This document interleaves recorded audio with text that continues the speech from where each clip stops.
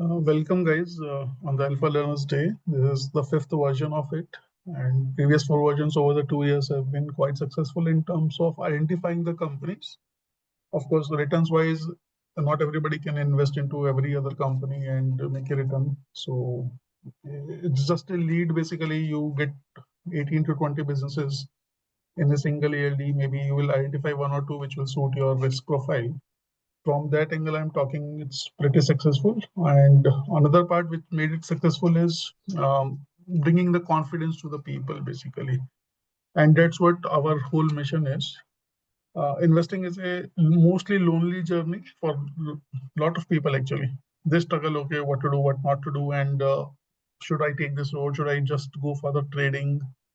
From that angle, this is a road less traveled, and some of us have chosen this path. It's a tough path, no doubt.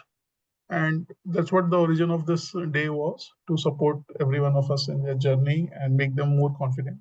And they can crack the market, make them believe this point, and to make them realize that they can stand with the big giants of the market.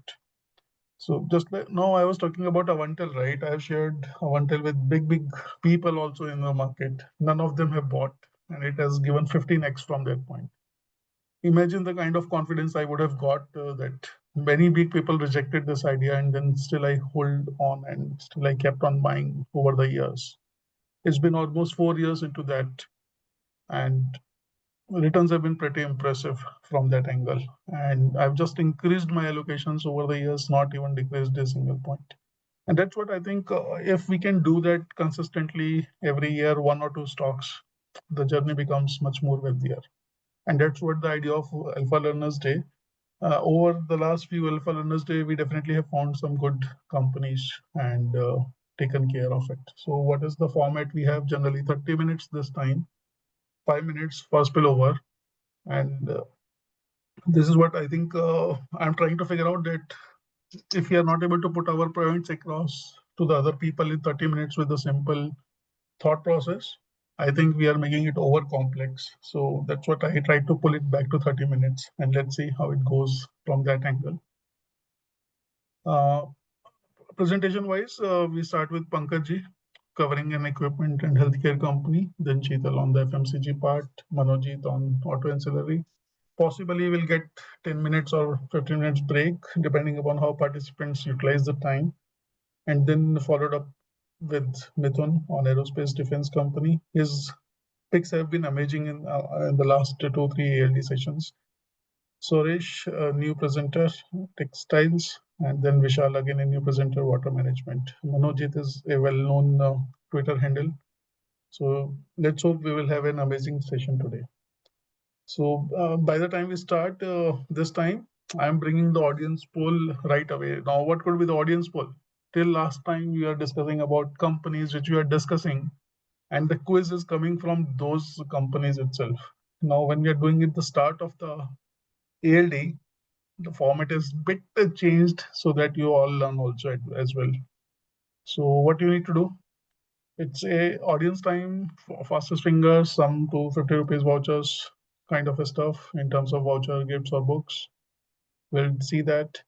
And what you have to do, for example, this is one of the questions. Question is how many XXXX. So there are 4x basically in this question. So for example, B is the choice. You need not to write 4, you just need to type B in the chat box. Whosoever does fast will get the prize. Now, can you do it only for one question? No, it comprises of 2 questions together, and one by one we'll see both of the questions, and then whosoever does the fastest finger for both of the questions and get it correctly, he will be the winner or she would be the winner out of that. So we'll give 1 minute for one question, maybe around 45 seconds. You keep your chat box ready basically with this. Question is emerging. I'm just going to the question and you just choose the options. Okay.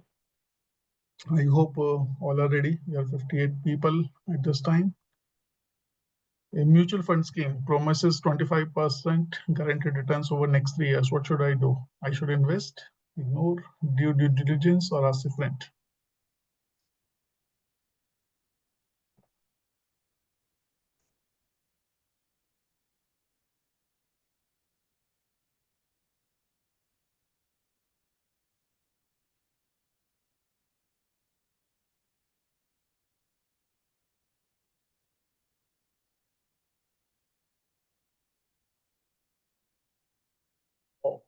So many answers. Great to see so many fastest fingers.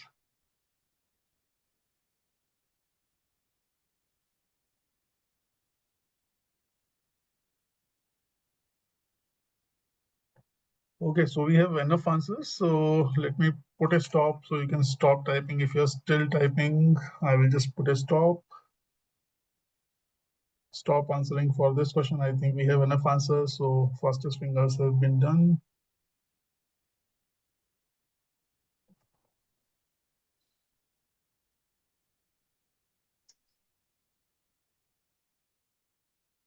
So a lot of people have given C, do the due diligence. Lot of you.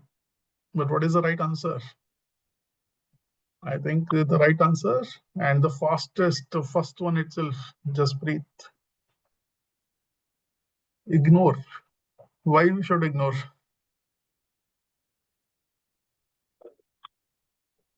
It's guaranteed. You're missing the word guaranteed. So if something is guaranteed, please start ignoring in the markets. That's where the format is tricky this time.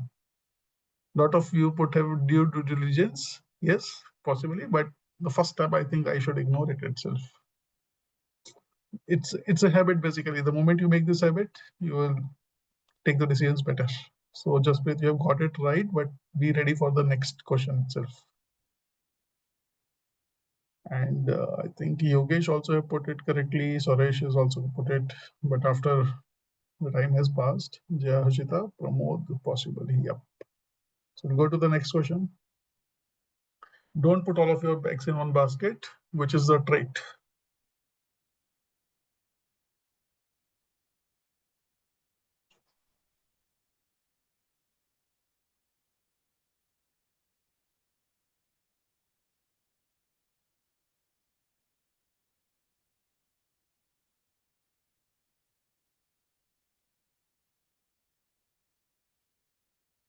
Yeah, the answer is C. This shows diversification. I think Sujay has got it right. I will just go back and check if Sujay has got the first one also right or not. Okay. So we start the ALD sessions, a good refresher on what we should do in the markets. We'll stop the screen presenting here and we'll hand it over to Pankaj. We are exactly at 10. So thank you all. I will reach out to the winners for this. So Pankaj, it's all to you now to start ALD5.0. Please present your screen.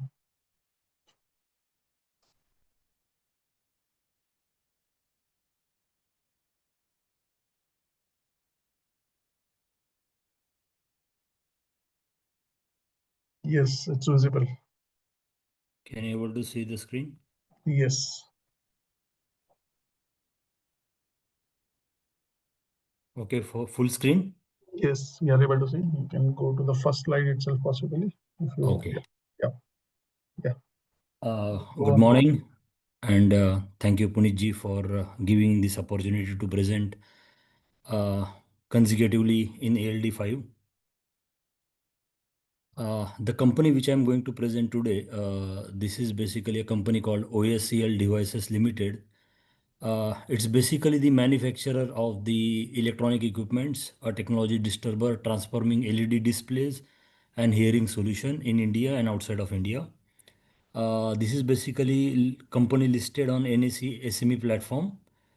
Current market cap of the company is around 437 crore. Yesterday price was around 270. Sorry, perhaps 280 plus. We were buying this company from 2 to 2 INR level. Standard disclaimer, this is only for educational purpose. This is my own understanding about this business. I may be wrong, but this is just a standard disclaimer. Whatever we are presenting, it's purely for educational purpose. So you can see these type of screens, what they manufactured, and this they are manufacturing the hearing solutions as well. And recently they made an arrangement with Philips to market their products and services within India. So OSCL Devices Limited is the original equipment manufacturer based out of Greater Noida. These are basically the integrated electronic manufacturing company which provides the end-to-end capabilities, starting from the designing, manufacturing, assembly, installation up to the post-sale services. Preliminary, the business is currently focusing on healthcare product that is mainly for hearing aid solutions, hearing aid devices, and LED display technologies. This company is founded by the visionary technocrats, Mr. Mishra, and they have delivered so many products earlier as well. So they have state of art manufacturing facility and strong focus on this R&D, uh, which leads us to the forefront in this industry. So some of the LED displays, this is one of the product, and another product is hearing aids. Am I audible now? Yes, yes, it is very clear to us. Okay, okay. Uh, so OSEL has various certificates under their umbrella. So this is one of the certificate that they have is for Bureau of Indian Standards. This is mainly for the digital TBE hearing aids and visual displays. Uh, they also certified by ISO's quality management system 9001. Over the years, they have developed the strong market tender track record with the government entities, and they got this highly reputed license called certifications called MD-5, which is exceptionally very difficult to obtain this certificate in the field of medical device manufacturing. So these are the product which you are talking about. Looking like is a very small product, but it's add value to the human life. So there are various type of hearing aids which they manufactured, which they design, manufactured, and supply. This is basically the first one is the invisible in the canal type of hearing aid.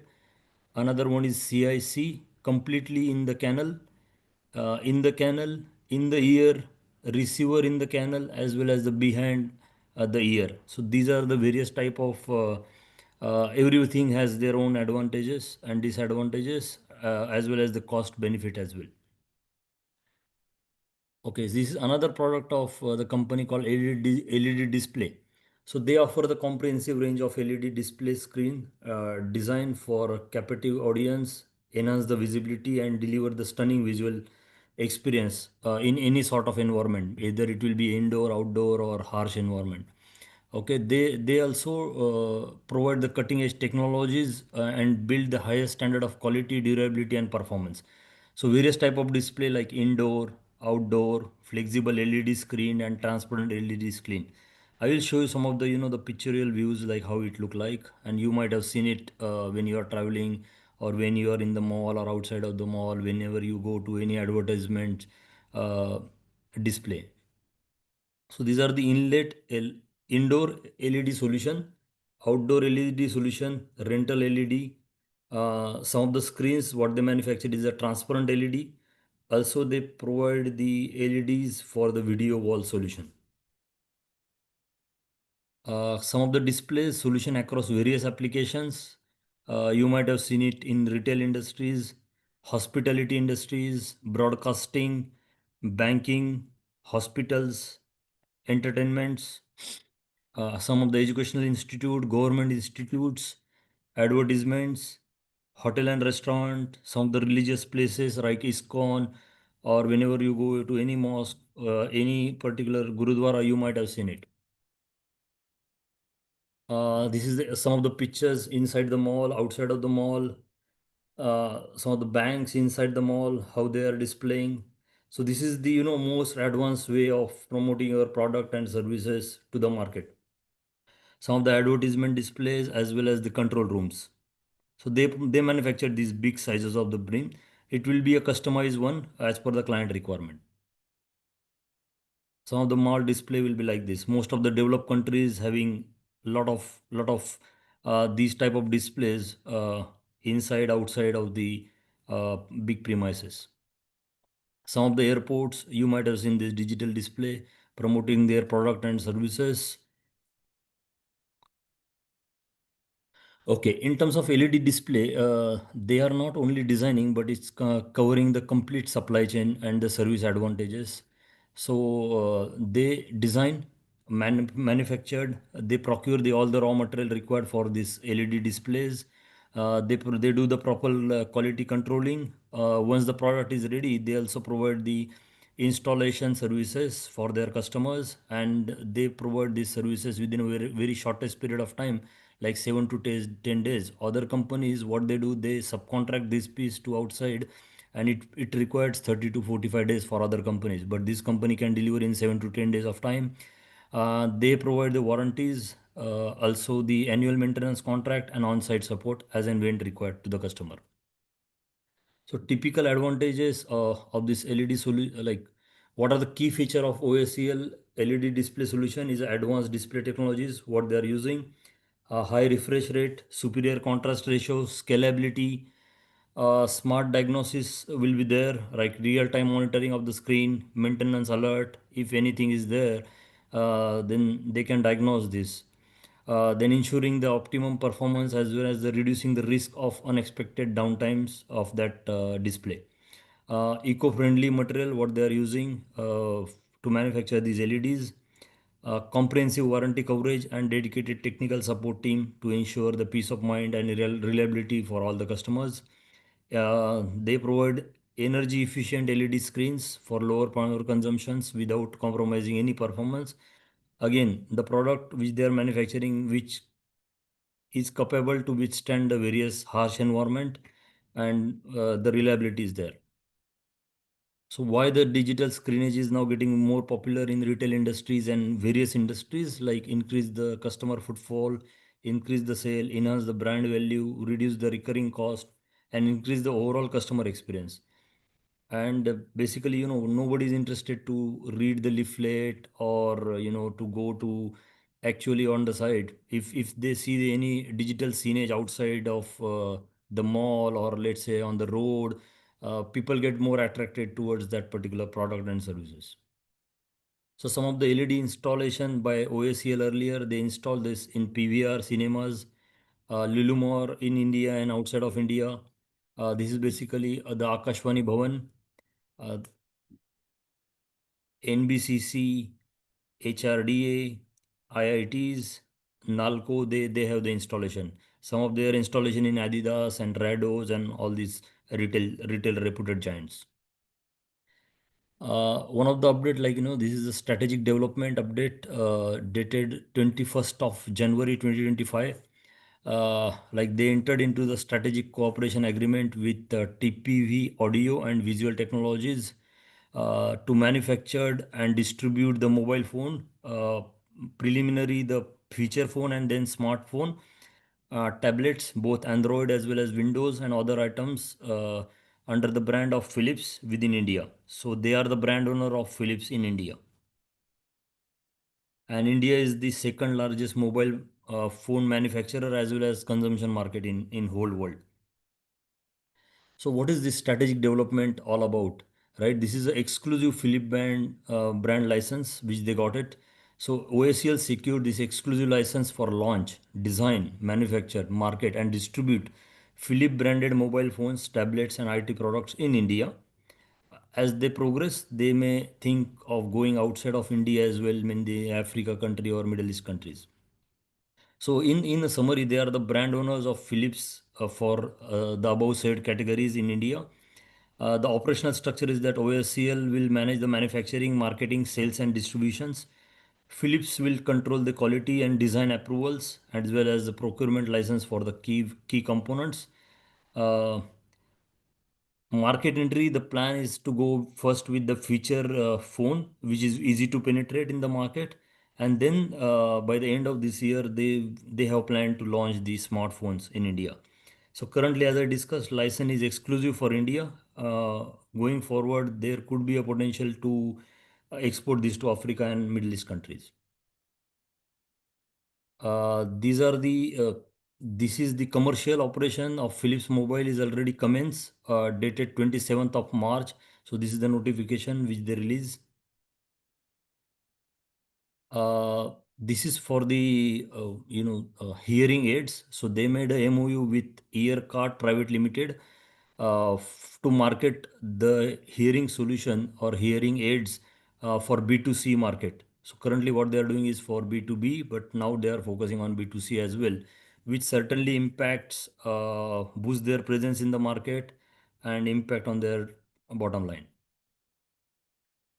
They also got an approval from government to setting up the state-of-the-art hair testing facilities dated 17th of December 2024. So this is the medical device cluster components strengthening the medical device industry scheme. So they got this approval under this particular scheme. Uh, this will help company to establish the infrastructure and creating R&D labs, design and testing centers in UP. This is the latest development. Currently, they did this fundraising. In that fundraise, uh, the promoter, the CFO, Josna Jawahar, she raised around 48 crore rupees, which gives them massive confidence and vote of confidence to the shareholders. They did this fundraise around 268 INR. Today's price is around 280, right? So it gives a big confidence booster for the shareholders, like promoter vision, their execution capability and scalability of the business. The product and services which we are talking about, these are basically has a large amount of addressable market, and the currently the shareholding of the promoter is around 71%, which gives more confidence to the share, to the stakeholder or shareholders. Okay, coming back to the growth driver of these industries. So first I will cover the hearing aid demands. So out of 1.4 billion people in India, so there is a roughly 7% estimated people having hearing losses, and surprisingly less than 0.5% that have addressed this hearing loss. Rest they consider this as a normal things. Uh, those who are addressed their hearing loss, only 10% of the people wear the two hearing aids at one time, and there is only one audiologist against every 5 lakh people in India. In India, roughly 75 million adults having disability of the hearing losses. There is only 7 lakh hearing aids to be sold in India annually, right? So it gives the, the amount of gap in the supply and demand. Shockingly, only 3% of the population actively addresses their hearing losses. So there is a massive gap in the hearing care awareness and the action related to that. In terms of global landscape, it's a misunderstood opportunity, and more than 488 million people suffering from the hearing loss worldwide. Hearing adoption is always remain under the 10%. The main barrier is to access, affordability, and the stigma to use hearing aids as a product. So hearing aids are wrongly seen as outdated, or it's only applicable for adultery people. See, these are all the references I have given the link. You can go through that. These are the main growth driver for market size. So as per some of the reports, like this industry is growing with 8% CAGR, right? The key factor for driving the hearing loss is increasing like exposure to the noise pollutions, rising awareness amongst the youth, technological advancement, as well as some of the government key initiatives to promote hearing aids as a product. Roughly the price of hearing aid cost uh, is 10,000 to 30,000 Indian rupees, and the premium model goes up to 1 lakh to 4 lakh. Depends on, what type of hearing aids you wanted to apply. Global drivers, as government launched this export promotion council of medical devices, a long awaited move to position India as a global manufacturing, medtech manufacturing and export hub. 69% of the medical devices sold in India, sold in USA, are made outside of US.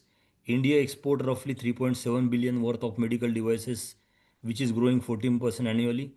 And India's top 5 export destinations for medical devices is USA, Germany, China, Netherlands, and Brazil. And government aims to propel this to $30 billion as an industry by 2030. This is the growth driver for LED display. Key growth driver for the demand is visually impactful advertisement solutions, which is roughly going with 4.7 to 5%. You might have seen this terminology called do, which is design digital rays of digital out of the home advertisement. So this is now you can see clearly visible in India. Since India is a developing countries, you will see more such as screens displayed on various uh, marketplaces. So key drivers for introducing Philips in India, as I discussed, Philips enter in India, Indian mobile market with partnership with OSEL. So the aim is to disrupt the 2.17 lakh crore of mobile market in India. So phase one, the entry will be the feature phone. Roughly the 5 million units monthly we are selling, like as a country is consuming. And in phase two, they will be planned to enter into the smartphone and tablet market. So it's interesting part to understand more about feature phone. So feature phone is the phone which doesn't have any app store or any digital big screen. So it's only used for taking the calls, sending the messages. That's all. So basically, there is a demand in India. Still, there is a demand for feature phone, which drives the affordability. So these phones are typically in the range of 700 rupees to 1,500 rupees per piece. Uh, so first is affordability, and then long-term battery life, and large rural populations have very limited access to the smartphones. So in 2025, the feature phone market is roughly 72 crore Indian rupees. The feature phone market leaders are Itel, Lava, Carbon, and Samsung. Look like Nokia is fully exiting from this segment in next 3 to 6 months of time. So if let's say OSL will target minimum 1 lakh unit per month, right? So roughly we are talking about 12 lakh units per year. So let's assume 1,000 rupees as a cost of one cell phone, one feature phone, right? So it's roughly 120 crore of revenue which they will get only for selling this feature phone in India. So and currently the sales top line of the OSL is around 180 crore. So we can see there is a substantial impact going forward if they execute this well. And certainly they may think of doubling this units per month. So financials, uh, currently the stock P is around 20 to 21 P. ROE, ROC is quite okay, more than 30. Promoter holding is 71.5%, which we can think of, we should have to focus on this. So last year, like financial year 25 revenue is around 186 crore and the PAT is around 20 crore. So the revenue split they have given around 55% from hearing aids and 45% LED display. So these are the key projections which we are portraying. In 2000 in financial year 25, they made this 186 as a sales with a PAT of 20 crore, right? So currently market cap is 400. Since they are not the manufacturing service provider to any OEM, but if it is the not if it is the uh, it's a electronic device manufacturing company, they should deserve to get at least 30 as a P. If you check out the other companies in this domain, they are getting far more P than what we are talking about, right? So this is the projections that we think if they execute well, it could be easily 1,500 crore market cap by financial year 25, 27. So this is the latest highlight of the financial results. So the revenue jumped by 41% and the PAT jumped by 54%, ranging from 12 crore to 20 crore. So brief highlight there, Concall. So it's not an electronic manufacturing service provider. So they are manufacturing their product for themselves. So the margins are better than other companies. So OSCL is a electronic product manufacturing company. They are not only the service provider. So they have given this financial year 26 guidelines of revenue makes 30% from mobile phones, 30% from display, and 20% from the 20% from the hearing aids, and 20% could be from the OEM LED display manufacturing for other big MNC brands. So the growth guidance they have given is around 25% CAGR. Upside potential, there is a large addressable market and there is a huge scope for growth further. Recently, they acquired the land in JNPT near to New Mumbai, around 20,000 meter square. So the plan is to set up this in the free zone area and targeting for the international business and exports. They could be manufacturing LED screens for big MNC brands as a make in India, which will be the which might be the force from the government or any other companies to do it in India for Indian customers, and they are anticipated to capture the big chunk of business from the market. They also entered into B2C market as a retail segment, so they could impact a substantial on their bottom line product line. They could be expanding on other electronic segments of the business as and when opportunity arise. So the consideration is that Philips partnership to manufacture the cell phone and tablets, which shows the capability of India. Generally, typically, Philips quality norms are very tough. It's a Dutch company, right? It's a stepping stone for OSEL to shake hand with Philips, and they may get more product as they successfully manufactured and sell within India and export as well. So JNPT port is one of the game changer for the company. They will get this export tax waived off since it is in the free zone area. And two to three big OEM brand already approached them to set up the LED screen manufacturing in India. Names are still confidential. LED display screen uses has a significant interest globally. We discuss and we have done the shuttlebutt with the media brands at global level. So yes, LED screen market is growing up in India. Companies also exploring another products and segments also. They have not disclosed yet, kept something confidential. B2C market business model for hearing aids that will help the company. We are confident that OSL can easily grow 60 to 70% CAGR from here for next 2 to 3 days. So OSL as a pivotal points, leveraging their exclusive partnership with Philips, entering into the mobile market, simultaneously scaling hearing aids, LED display, and other OEMs export opportunities. So the conclusion is the right to win, right? This is the in-house engineering and R&D capability that they have. It's their own design, right? Exclusive manufacturing rights that they have for Philips Mobile. They are providing all the end-to-end solution for their customers. They are expanding the capacities, right? They are entering into the B2C market. There could be high probability of having OEM expansion, including the manufacturing for global MNCs, right? And China plus one theme will play here. Most of the people wanted to make in India and export outside of India. Uh, this is the conclusion. It's an electronic product manufacturing company. It's not a manufacturing service provider. This is the favorite line of Mr. Peter Lynch: investing in a stock is an art, not a science or people. And the people who have been trained to digitally quantify everything have a big disadvantage.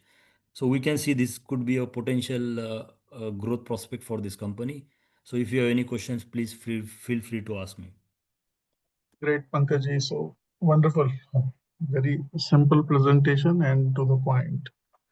Now, there are two, three questions in the chat. I will just take you through. One is from Dinesh. He is asking about what is your projection for feature phone market in 2030? So this company is trying to manufacture feature phones. Sir, the feature phone is just a stepping stone, right? Just to enter Mhm. and create that marketplace for the smartphone. The main Mhm. idea, the growth prospect, like the future potential will be for a smartphone, but obvious. But they will be going ahead with the feature phone as a first, and by the end of this year, they will be targeting smartphone. And Philips is not a small brand; it's a reputed brand across the globe. So that could be a potential entry in the Indian market. Yeah. So another question is on the basically, uh, are they diversifying too much, being a small company and trying to do too many things as a manufacturing? And what is the synergy between this? So, for example, they're trying to do in the medical side or in the LED screens, might be totally different fields. That is another question from. See, it's a difficult field, but the application or the product which you are talking about is an electronic product, right? Whether it will be in a medical field or in the display unit or whatever, it's an electronic product at the end of the day, right? So it has the same component like plastics, electronics, chips, and other E&I components. So I don't see they are diversifying too much. They are diversifying because they wanted to they see the potential markets. Mm. Okay. You see the company called Dixon Technologies or PG Electroplast or UAPL, they also diversifying their self, and they are relatively bigger companies than this. So it's hardly 1 crore. Sorry, this is roughly 500 crore of company, and they are expanding this. I don't see any issue in this. And another They are question trying their is, level best. Yeah. yeah, great. Another question is on what could be the impact from the technological advancement or changes, or possibly the cost of manufacturing is going really low in the coming time. So it will benefit, or it possibly a lot of new players might emerge out of this. See, everybody has their own piece of cake. The cake size is very big, right? Opportunity size is very big. So I don't see there is a issue, but they will try to cope up with this, technological advancement. Every companies who has become from the small cap company or SAB company to the mid cap company, they have gone through this, and they will also certainly go through this pain, but they will overcome. Since they have the design team in house, they can diversify this, and they can add good amount of business and the top line, and they will maintain the same amount of PAT which they mention in their recent con call as well. So they will not do anything which will end up generating 2 to 3% of PAT at the end of year, which they will not do it. Yeah. So another question Naveen is asking. So Carbon, another player in the market, has only 4% market share, and this company is trying to target a big number. So how is it to get it? So let me answer that, Naveen, also, and let Pankaj pitch in. See, what they're trying to do is trying to target a very mass market, basically with 1,000 rupees, 2,000 rupees phone. Carbon, I don't know how much it is known, but Philips is a well-known brand that way. So that will little bit help, and owning everything in the background, integration wise, manufacturing and designing everything possibly might lead to bigger numbers. But definitely, I also expect that a lot of players might emerge out of this. So, Pankaj, anything you want to pitch in on this point? No, I agree with you. Wait, can I answer this? Yes, please go ahead, Suraj. Yes, actually, look, this feature phone tie-up with the Philips. Hello,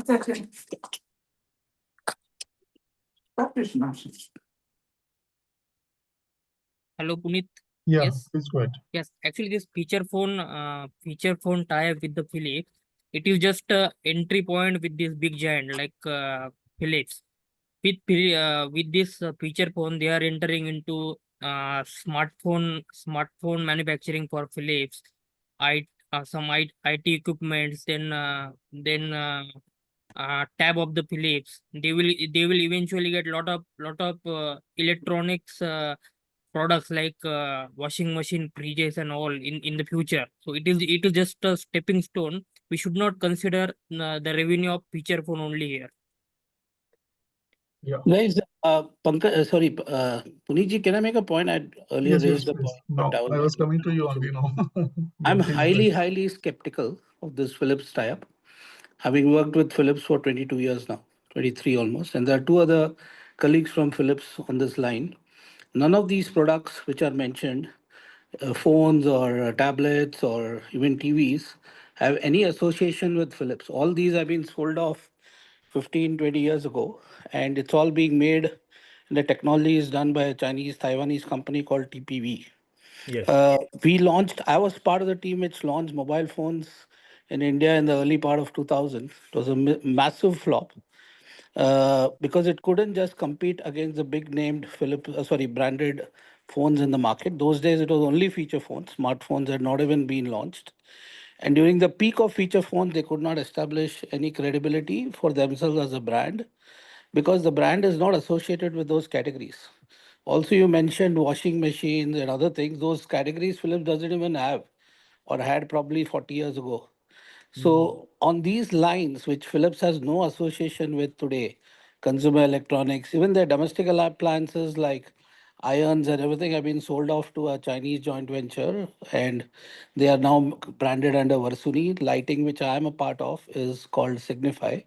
Philips is purely into healthcare equipment, And all they're doing is licensing their brand to many companies. So please be aware of technology associations or quality or anything, because the main thing which Philips gets from the branding is a licensing fee. And they have never been successful in phones anywhere in the world.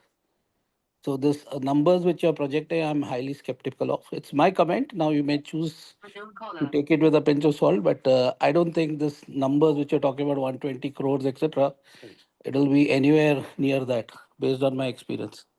So, yeah, so a good point. One of the good points I think you're highlighting is licensing part of it. So I think the licensing part Philips is still utilizing, and that's where they are still using the kind of as a Philips association basically from the company side.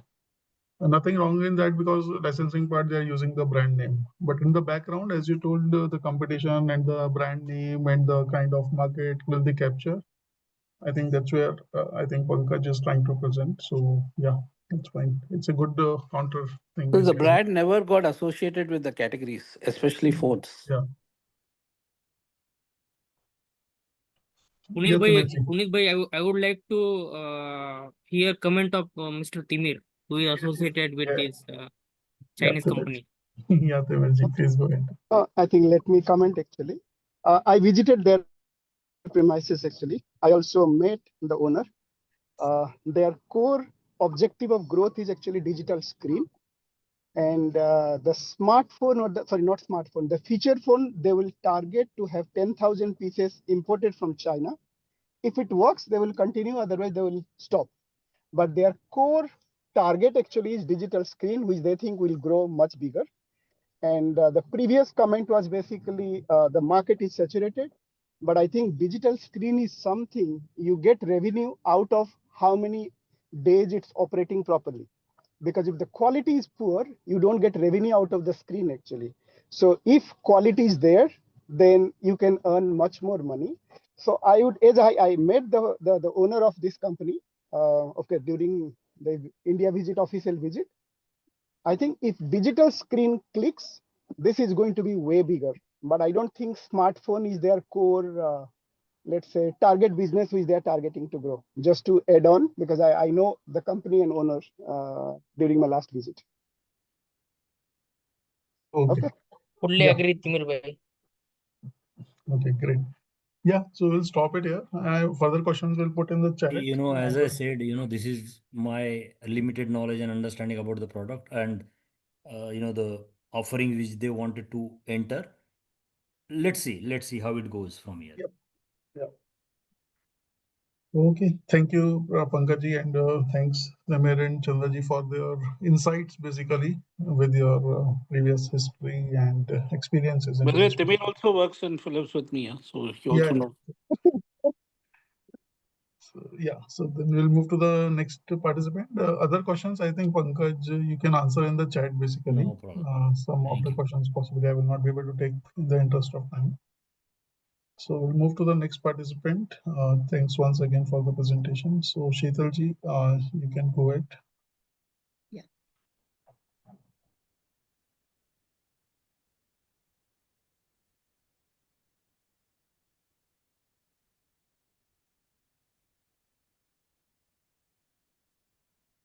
Yes, we are able to see your screen.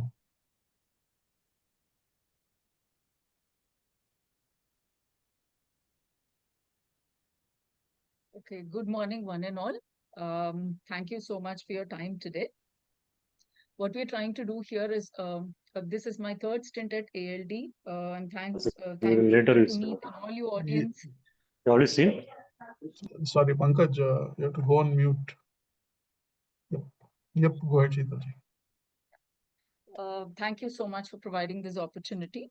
Now, last time we discussed Narayana Hridayalaya, and that's roughly up by about 40%.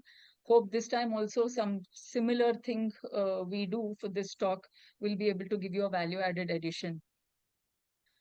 This time, our endeavor is to bring to you one of the food specialty companies. The name of the company is Mrs. Bector Food Specialities Limited. It's a small cap company, and the BSE code is 543253, and the NSE is known as a Bector Food. Now, I will keep things very, very precise. I'll only highlight on the key points due to the paucity of time. Okay, this is an Indian company primarily engaged in the production of bakery and the biscuit products. It was founded by one Mrs. Rajani Bector. She's a Padma Shri awardee, and she's also a recipient of multiple awards as well. The managing director is Mr. Anup Bector. Now, he comes with almost 35 years of experience in the logistics industry. Mr. Manu Agarwal is the CEO of the company. Now, a little bit of a history about what they do and how they run this. See, it all started in the year 1978 when she started off with her homemade ice creams, bakery food products. They started building a small unit in 1985 with a bread unit in Punjab, like making around 50,000 loaves a day. They slowly started expanding their operations. In 2001, they had a Noida facility. Then when the business grew, they actually started contract manufacturing for Oreos for Mondelez. Then expansion carried on, and now they are a good small cap company. The product ranged from biscuits, cookies, crackers, breads, and condiments. Two key brands are Cremica and English Oven. Their export reach is about close to 70 countries. They have key manufacturing units in Rajpura, Punjab, Taliwal, Himachal Pradesh, mainly for biscuits. Khapoli and Bangalore are for bakery products. Now, coming back to a little bit of the company history, there are three brothers, Ajay, Akshay, and Anup. They were running the company. Earlier in around 2016, Mr. Ajay sold his stake. 2016, he sold his stake to exit the company business. Now, the company was incorporated as Quaker Cremica Food Private Limited.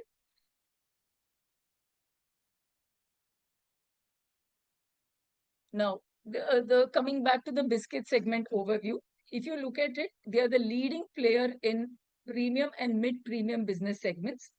The name of the brand is Mrs. Bector's Cremica. They export under the name of Cremica, Adoro, and private labels as well. The product range is digestive biscuits, crackers, cookies, and creams. For the export market, they are looking at Danish cookies, crackers, etc. As I earlier mentioned, they do the contract manufacturing for Oreo and Choco Bakes. Their market position currently is they are the top two premium and mid-premium manufacturers or caterers for business segment in Punjab, Himachal Pradesh, Ladakh, and Jammu and Kashmir, primarily North India concentration. Now, coming back to bakery segment. Now, their portfolio includes, again, brown and white breads, mainly the indulgence products like your frozen foods, your croissants, etc. They also manufacture processed and semi-processed foods. Again, here, the key fact that I'm trying to bring in is they are the leaders in the premium category in Delhi, NCR, Bangalore, and Mumbai. And not Bangalore and Mumbai, sorry, Delhi, NCR. Bangalore, they're just making their way out. Again, one more aspect I would like to bring across is they are the trusted partners for Subway, Burger King, Domino's, McDonald's, KFC, etc. Now, it is not easy to have a long-standing partnerships with QSR where the competition is really thick. So that's another USP of the company.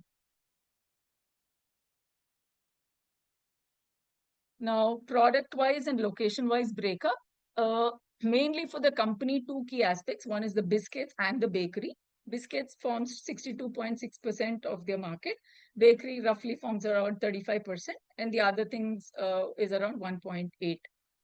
Internationally, they cater to roughly all their exports and everything covers about 30% of their market share, 30% of their market revenue. And domestically, it's about 69%. Here, I would like to bring one thing into the observation. Raw material breakup. See, typically for an FMCG company, main aspects are your raw materials, mainly your wheat flour, your packaging material, your oil and fats and sugar, etc. So roughly this form a lot of your FMCG cost structure. Here, if you look at it, you have your raw material expenses, it's close to about 62%, which comprises all this. And the other minuscule expenses are your employee cost and your other manufacturing expenses. Now, the reason why I am highlighting this point here is it's a common knowledge, but the selling and the administration expenses is very limited here. Okay, that's one key point to be noted.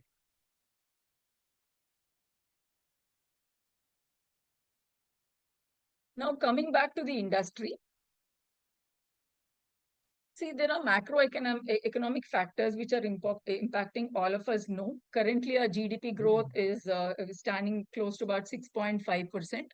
We are estimating a growth of about similar 6.5 to 7.5 in and around the next year as well. The private final consumption, what typically the households, what they consume is likely to rise as well. There are the projections which are there. Then if you actually look at the global market, India will be the key driver with 6.4%, China behind us by 4.9%, and US behind us by 2.4%.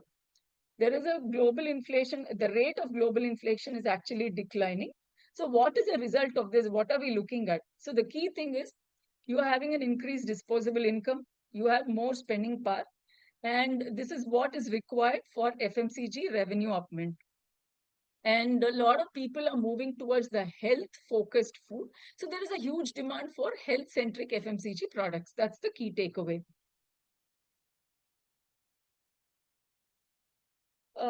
Now let's quickly look at the biscuit and the bakery market. Now, what is the potential? Why do we even need to look at? The reason is, see, because there are multiple players in the company. It's a no-moat business.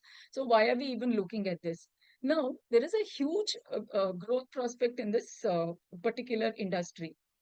Your biscuit and the bakery market is likely to grow by 770 billion by FY26. These are all the Technopack projections which we've taken. The CAGR is around 10.5%. Now, the bread market will have a CAGR of about 11%. Now, the other thing what we need to notice is it's not the mass market, it's the premiumization which is going to drive this market further. And here, when you come back, you have an unbranded versus branded. Roughly, if you actually, you will be very surprised to see that 95% of the products are branded and only 5% is unbranded.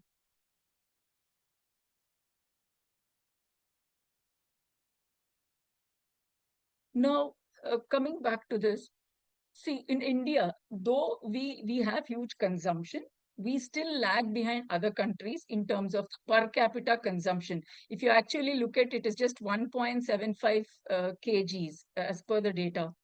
Now, so what we're trying to take away is India's per capita consumption for the bread is much, much lower. So there is a huge scope for growth.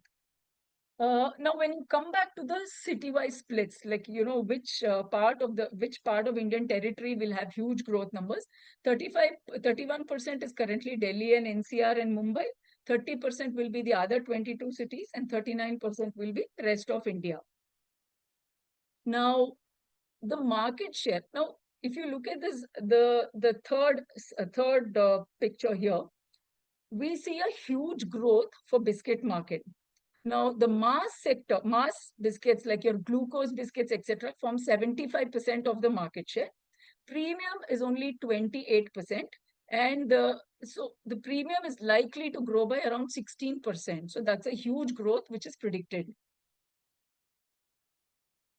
Now, coming back specifically to the bread and the bun industry, the premium segment market share is roughly it will obviously grow to 2x. The five-year growth projection is around 2x.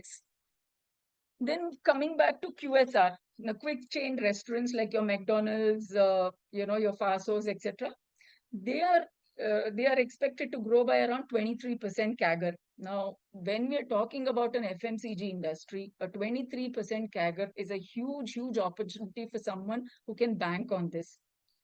Coming back to the dough-based product, like your sourdoughs, your ready-made pizzas, etc., they are also expected to grow at 23% CAGR. The key takeaway from this, we are focusing on the premium segment. Premium segment is likely to grow by 16%. Now, there are a lot of players in the FMCG sector, a lot of players in the biscuit and the bakery industry. So what are we looking at here? See, the key competitors here are Britannia, Parle, ITC, and Haldiram's. Now these are okay. So Britannia is a dominant player in the market with roughly about 30% market share. I'm sure all of you would have had the Good Days and the Nutri-Choice biscuits, etc. They have a very well-positioned brand. They have a very excellent distribution channel, very good advertising and marketing spends. They have very good innovation and R&D background, and the brand strength is extremely good. Coming back to Parle, Parle roughly has about 18,000 crore market cap. They are mostly into the volume-based business like Parle-G and Monaco, but they also command a non-negligible market share, which is quite huge, actually 33 to 35%. Their focus is pan-India, but mostly towards rural. You know, wherever you go, I'm sure you would have experienced the Parle-G biscuits and the Monaco biscuits. They are also foraying to the premium, but you know, that's under the back burner. Their focus is again very low to moderate in the premium category. They again export to 100 countries. ITC again has various divisions. The revenue which is mentioned here is only about the FMCG industry. And they are also into snacks, biscuits, staples. Sunfeast, I'm sure all of you have heard. They also command a market share of 15%. Again, pan-India, growing.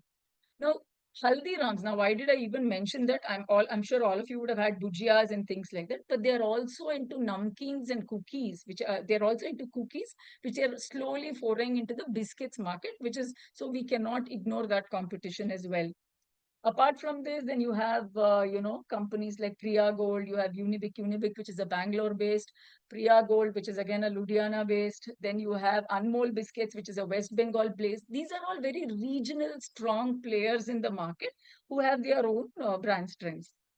What we're trying to get here is that Bector Foods has carved a niche in the premium segments of the biscuit and the bakery product. They have roughly about 5% market share in North India.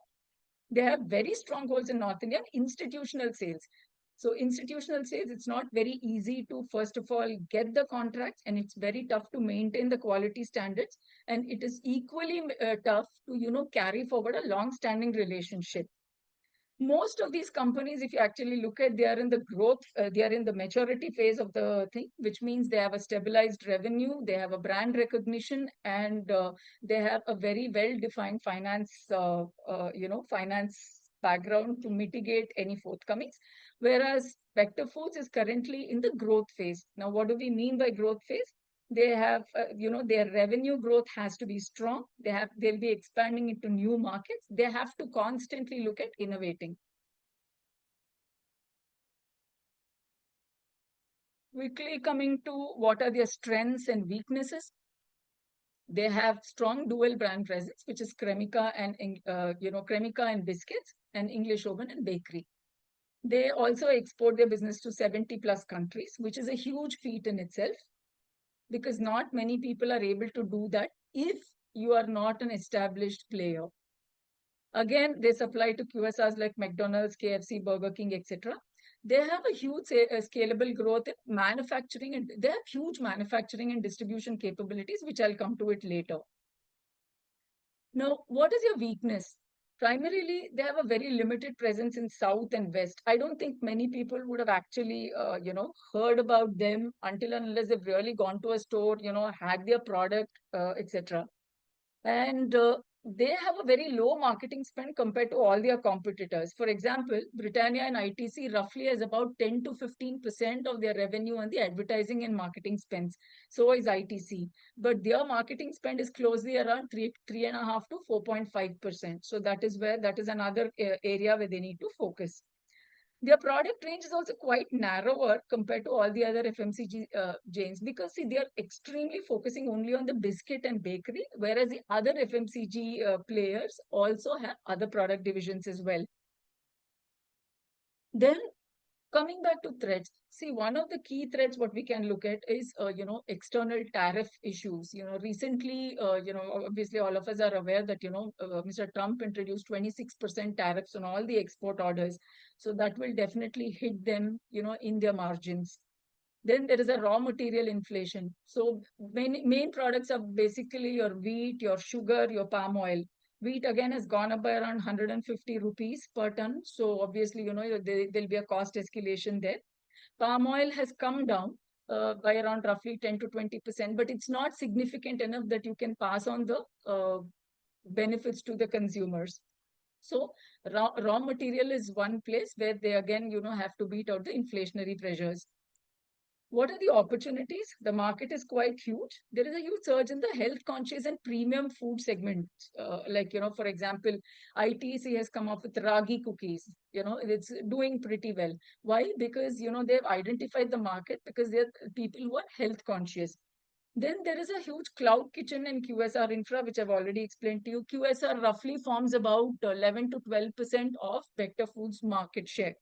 So that means to say that, they're very strong players there. So again, there is a huge growth trajectory.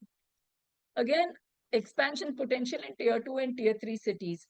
See, they are not able to cater very well to the Western markets and the Eastern markets right now because of the supply chain constraints. So in case if they develop their manufacturing and distribution capabilities, they should be able to do very well here.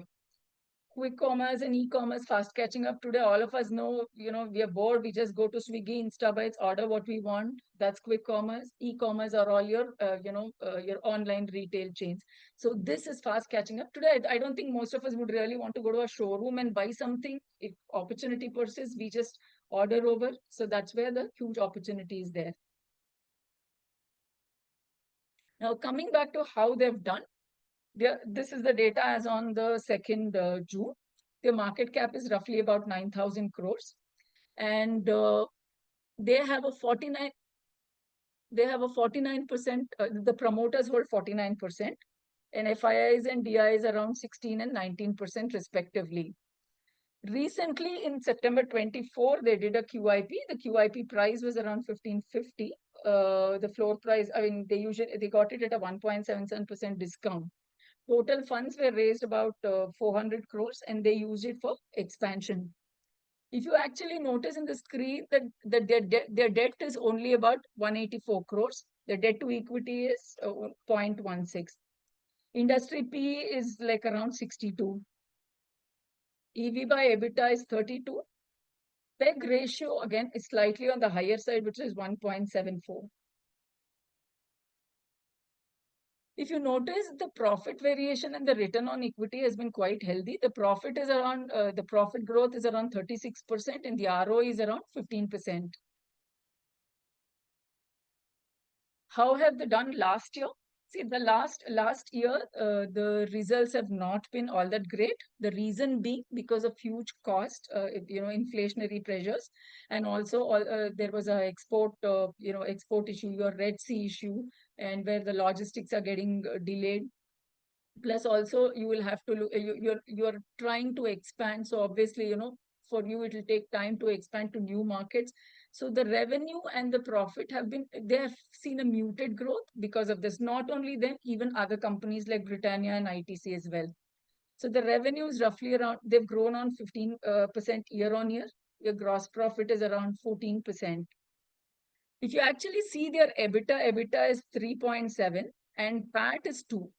If you compare the PAT to your ITCs and the Britannia grow roughly by 2.6%, but that is in the mature category where they are growing at 2%, which are in the growing category. So they are head on head with competition.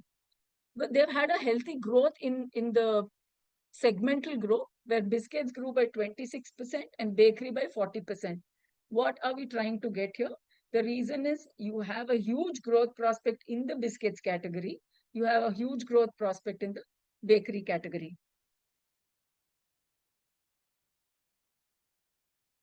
In this screen, I'd like to draw your attention to a few things. If you actually notice the P&L, from March 22 to March 25, their profit, the PAT before tax has roughly doubled.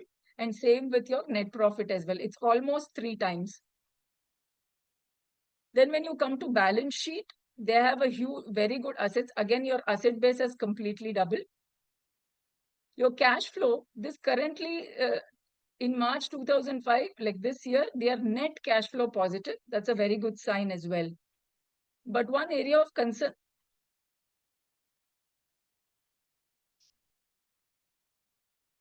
Can you see the screen? Yes, it will, Victor. Sorry, something happened to my screen. Sorry, yeah. Sorry, guys, there's some issue.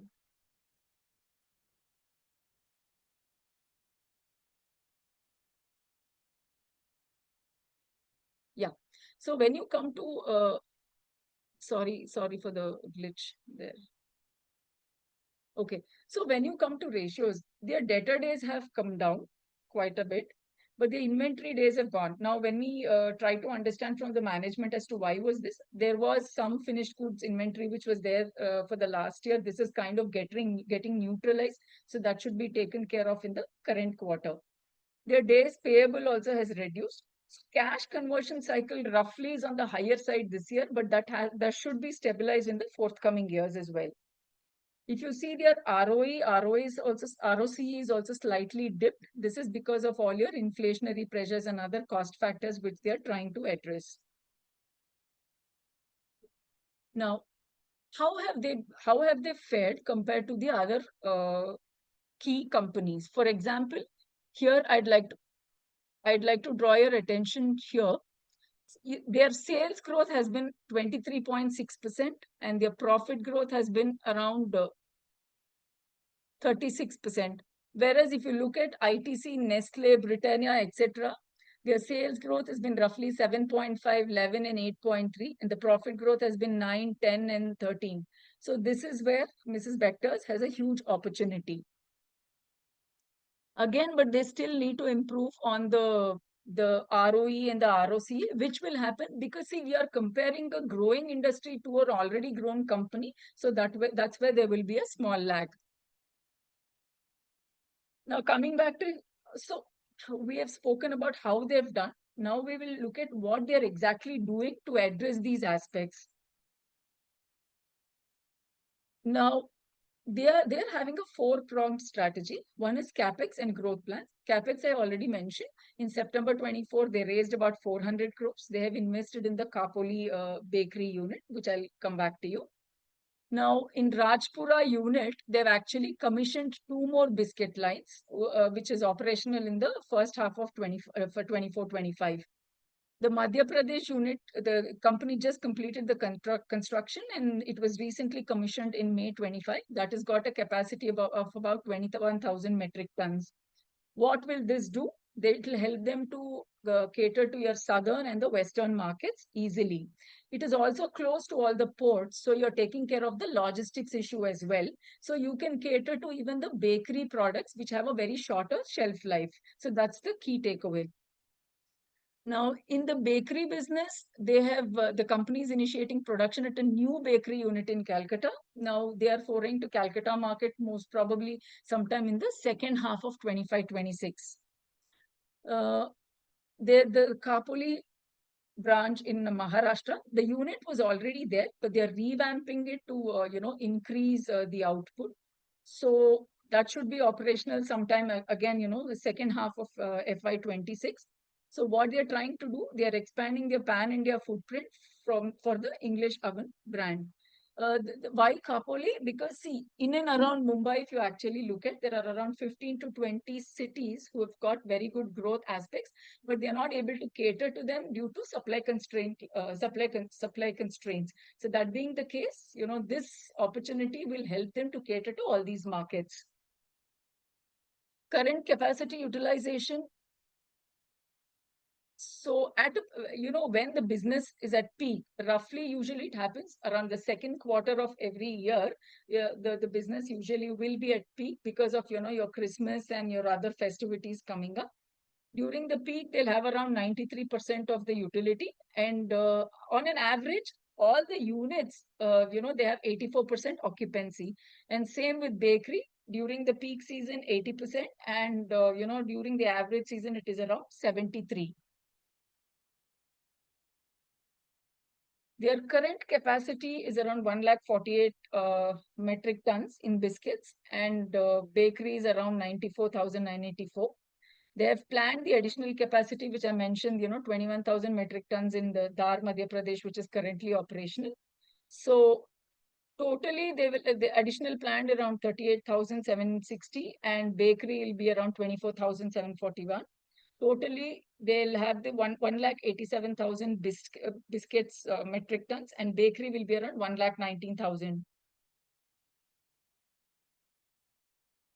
What are they doing in the other aspects? See, they are looking, so this is to do with their capex expansion. And in terms of product innovation, they have come up with something like your shortbread cookies, which is like no butter, no palm oil, etc. So this will foray into the health-based segment. Then they have also addressed the children's market, which they've come up with the Teddy animal crackers, where there is no cholesterol, no trans fats, etc. They are completely moving into nature, clean labeled brand that is known as a zero maida pav, etc., which will obviously foray into the health-based segment. They have just piloted the ready-to-eat launches like muffins, brownies, etc., which again is seeing a good traction. What will this do to their portfolio is they'll boost the premium and differentiated product capability, and it'll help them with the export logistics as well. They also have another 15 to 20 innovate product in pipeline, but that will take some time, at least the next 2 quarters. Now, digital transformation. See, when you come to retail, again, the God is in details. It's very important for us to understand a couple of aspects. Like, you will have something like, your total sales volume, your distribution coverage, which means how much of percentage of retail outlets is where the product is stocked. Then you have something like your sell-through rate, where, the proportion of your products sold compared to how much you have shipped. These are all the distribution aspects. Then your average order value, like average amount spent versus, the amount shipped. Now, these are all very important factors. Now, until and unless you have a very good supply chain digitization and your ERP, you will not be able to do that. So the focus is on transforming the digital transformation. The ERP, they're upgrading with AI and ML and supply chain digitization. They started something known as a project impact in Q1 of FY24. What they're doing is they are having a 4-pronged approach there also. They're trying to address all the cost issues there. Either be it procurement and packaging, be it optimizing and manufacturing, logistics and sales and distribution. They are trying to cut down costs in every aspect, which should be able to bear fruit in maybe the second half of FY26. The company has very clearly mentioned that they do not want to, they do not want to look at increasing me-too distribution channel. They would like to focus on the Q-commerce markets, like, where you can stock in impulse stock keeping units. Then you can look at a city-based inventory. Then you can have rapid launches, because this is where that will give them the scope to grow their EBITDA margin. Again, traditional business, they are not ignoring that as well, but they're having a very calibrated manpower deployment there. E-commerce is again their focus. They've recently launched the sourdough launch, and they've launched the atta pav and atta kulcha, etc. So the focus is having a holistic approach. A, you reduce cost. B, you look into all the details, which will increase your EBITDA margins. C, product innovation. 4, brand building. And 5th one is augmenting distribution. So looking at all this, I think the company is actually in the growth trajectory. They should be able to do very well in the coming years. Again, give them very realistic here. So first half of FY26, the against will be probably muted. Because once it comes into the market, so you can be able to build brand recognition. It will take time. You have to come closer to the mic, possibly. I think we are losing you. Sorry, can you hear me now? Yeah, it's better. Yeah, sorry. Yeah. So, sorry, coming back to where I was. any brand, when you're trying to build or when you're trying to take it to a new market, it'll roughly take about 12 to 15 months for that matter. So right now, all the work has been, everything is a work in progress. You should be able to see the results in FY20, second half of FY26 and maybe, FY27. The growth outlook, the new product launches should be able to give you around 5% of the current sales volume. That's what the company is projected. And once when all these things comes into fruition, they're targeting a revenue of around 3,400 crores. This is again from the company management and outlook. Obviously, we take it with a pinch of salt, looking at the way the whole things are going. And the company has been very conservative in all their guidance most of the time. So hopefully they should be able to do well. Technically, it is slightly on the bearish mode. If you actually look at your RSI and your MACD, they're all showing a bearish trend. But you have a very good support level, sometimes somewhere around 900 to 950 and 1200 to 1250. So you can look at a staggered approach here, read about the company, try and understand. This is completely my own perspective from whatever data that I have gathered and I've come to understand. I was actually speaking to somebody from Frito-Lay's who heads the marketing. They said that, all these, whatever the headwinds which we've gone through right now, it's not only there for Bector Foods, it's also there for the other companies as well. So the issues are not very particular to Bector Foods per se. It is with the entire FMCG industry. So we'll need to look at that. And Bector, the company is in a very good position to tackle all this in the coming years. That's first thing. Technically, obviously, it is in the bearish momentum. So one can just wait and add on roughly around 1200 to 1250 levels or 900 to 960 levels if you're very conservative. This is currently below the QIP price of 1550. That's from my end. Whether you overall in nutshell, what we try to say is company is very sound. We've seen the balance sheet, we've seen the profit and loss, we've seen the cash flow.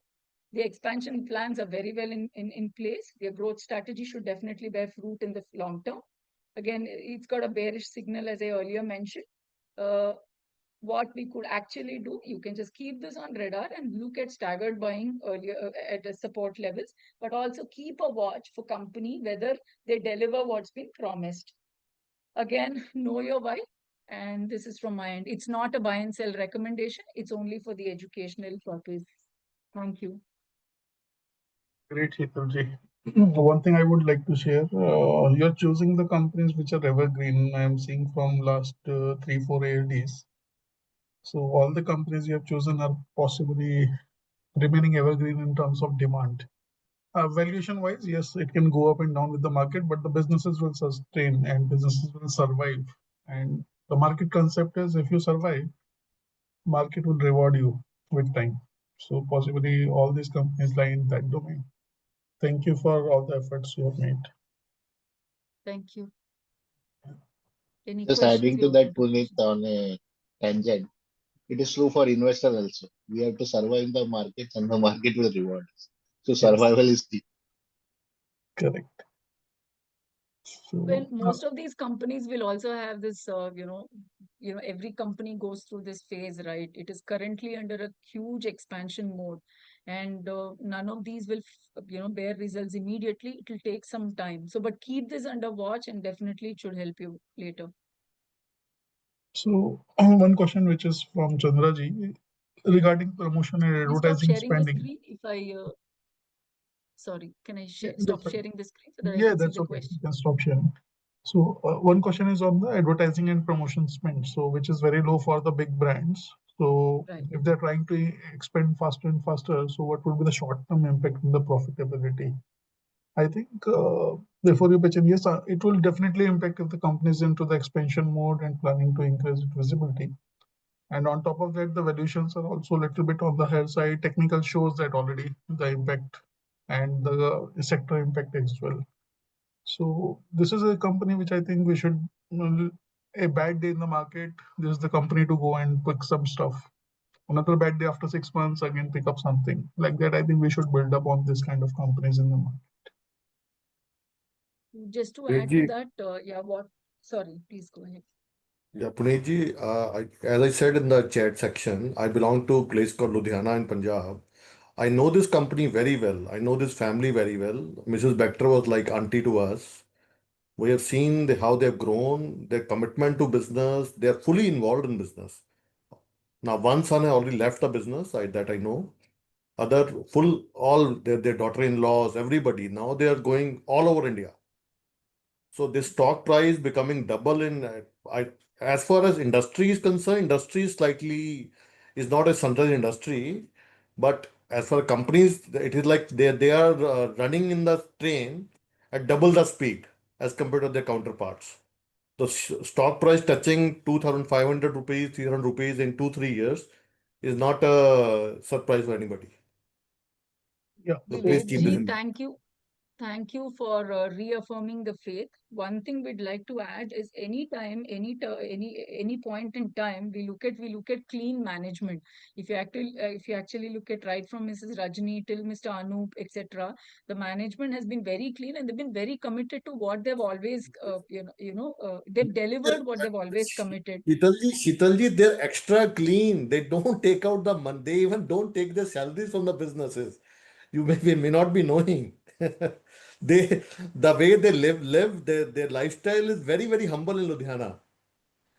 So They that's they one don't more thing flaunt which money. actually that's one more key thing which we actually look when we screen for the companies is clean management, because see, rest of the headwinds can all obviously be managed. If the management is clean and they have sufficient amount of experience, these things could be tackled pretty easily. I mean, that's my take. Very, very, very few Ludhiana-based businesses, they are so clean. Mostly Ludhiana-based businesses, they are very flaunting businesses. You will find a lot of issues in their books of accounts. These are very few Ludhiana-based businesses who are really doing well. Trident is another, Vardhaman is another. There's few companies who are doing really well. So this is my one bit on this. Okay, so Thank you, last sir. question for you. Own products versus contract manufacturing percentage. So this export or associated with the own products or with respect to the contracted products? See, with respect to contract products, see this is mostly with the own products. Contract products roughly forms around 5 to 6% only Okay, of okay. their contract manufacturing thing. It only forms 5 to 6%. In QSR, which is obviously, they cater to the own products, the market share is around 11 to 12%. And in the export area, the volume contribution is roughly around 43 to 55%, when they also cater to other labeled companies as well, but the brand is but the product is their own. Does this answer the question? Yeah, I think yes. So rest of the questions you can just look at the chat and possibly answer if I'm not able to cover. Thanks once again. We'll move to the Thank next you one and all for your participant. time. Yeah, move to Manojit, our next presenter. So you might be knowing Manojit from Twitter. Manojit Das is a handle, and he's running Prudent Parrots also. Really a thoughtful investor, very young, very clear mindset. So it's our honor to bring him here and listen to him that way. So Manojit, you are able to hear me, and if you're there, you can start sharing your screen. Hi, Puneetji. Am I audible to all? Yes, you are. Okay. First of all, thank you, Puneetji, for inviting me here. Yeah, it's an honor to present something that we find interesting. Yeah. Just a second.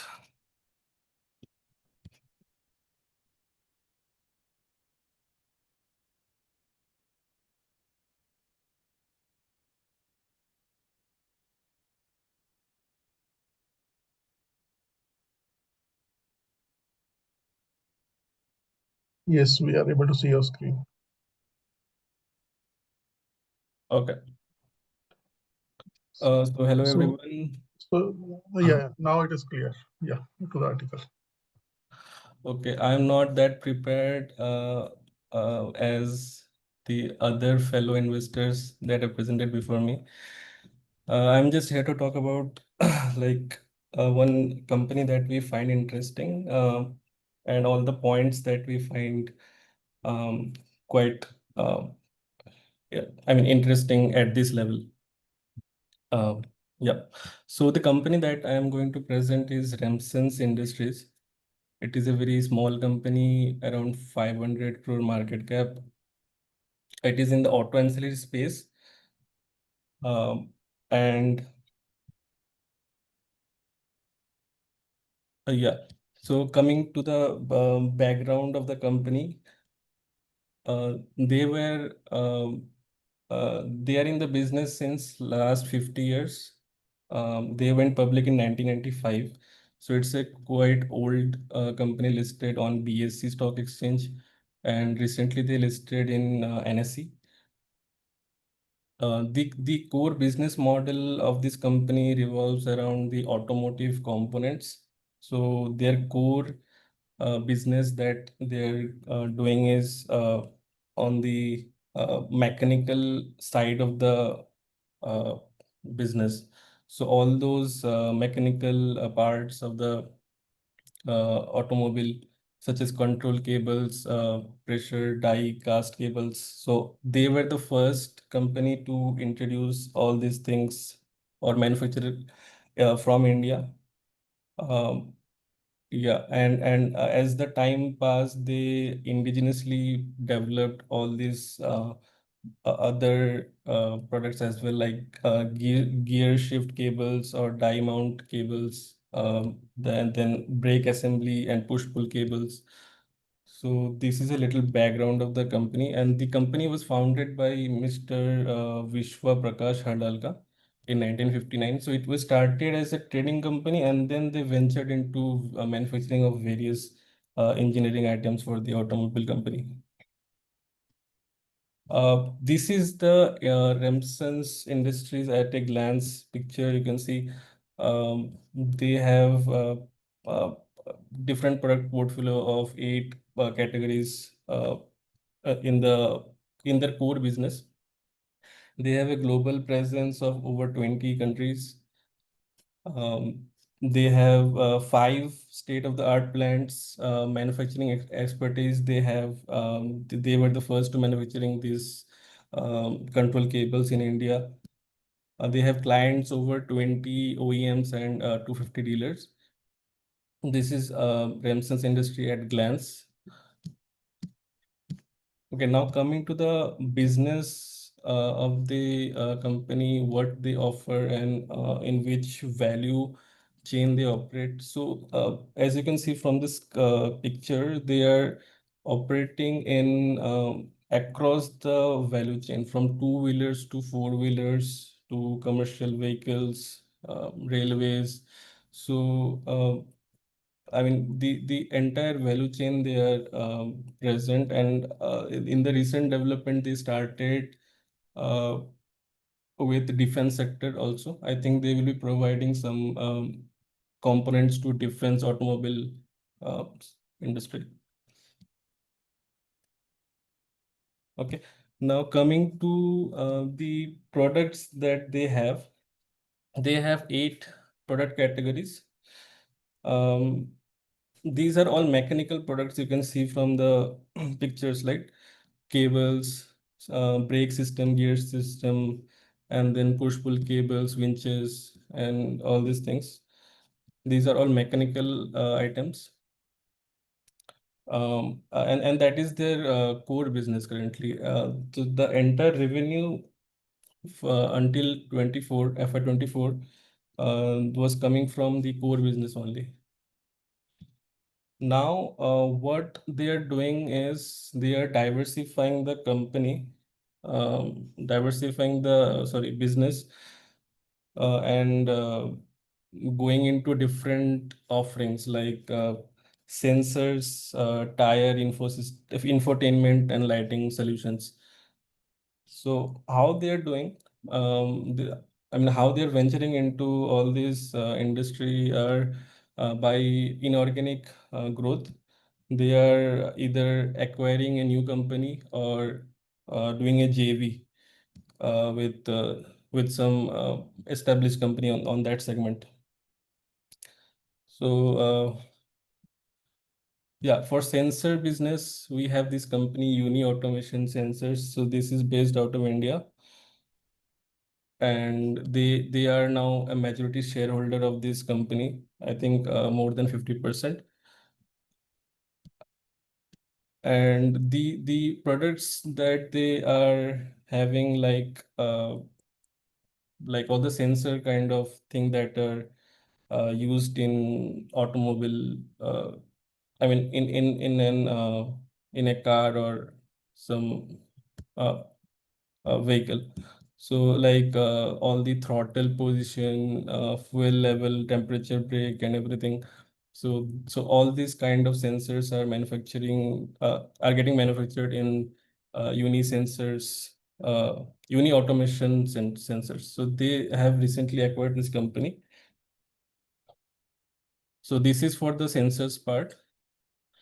And second one, they have done a JV with Aircom Group. So this is out of Poland, based out of Poland, right? So they entered into an exclusive JV with Aircom Group Poland, where the company has 26% stake. And so basically, it is a starting point for the company to cater products from this segment to their customers. So likewise, they are progressing in different segments. We have another company, JV, done with Daichi Infotainment. So this is another company which is from Turkey. So they will be producing products like infotainment items, like cameras, digital clusters, uh, all this kind of thing they will be producing. Now on the fourth company, this is a lighting solution business. So this is having some good margin business, around 30% EBITDA. So they acquired this company recently on, I think, last year, FY24. The 51% stake they acquired at a valuation of, I think, 33 crores. And this company, with this company's acquisition, they are getting access to many popular names in the automobile industry, right? So these are all about the acquisition and JV that they have done last year. Now, what happened with all the acquisition and JV? They are able to offer a very diversified offerings to different categories of the vehicles. So here we can see earlier the sensors and electronics infotainment was not there, right? So these two got, I mean, they are able to offer these two with the help of the acquisitions and JV. So likewise, we have this electronics and infotainment for four-wheelers. We have sensors, tire mobility kit. So all these kind of new offerings are done with this inorganic approach. This table summarizes all the acquisition and JV that they have done till now. This is a part of their organic, not organic, I would say the core business that they have done in October 2020. So this was done at a valuation of 33 crores through their subsidiary called Remsons Holding UK. So they ventured into UK market using this acquisition. The name of the company was Magal Cables Limited. So they renamed the company into Remsons Automotive UK Limited post the acquisition. And all these details are over here, like what valuation they have given for which business and how much stake they are owning right now, and what were the motive for uh, diversifying into or do an acquisition or joint venture with these companies.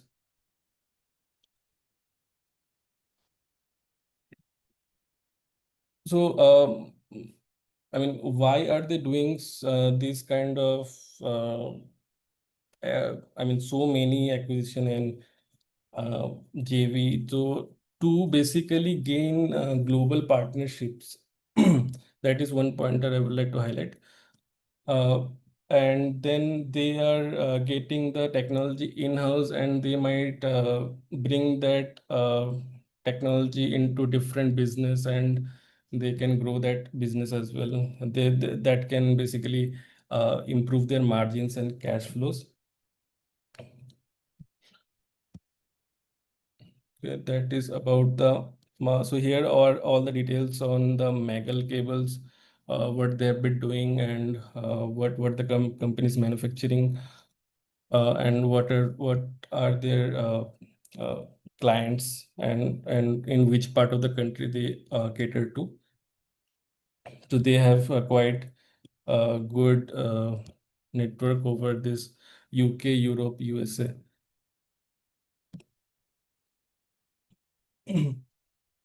So these part covers the entire products they offer, what diversification they have done till now. Now coming to the management who is running the business. So Mr. Krishna Kejriwal is the second generation promoter. Rahul Kejriwal is his son. He's the third generation promoter of the company. And Mr. Amit Srivastav is a professional guy who is not a part of the family tree, and he was brought into this company in 2018, right?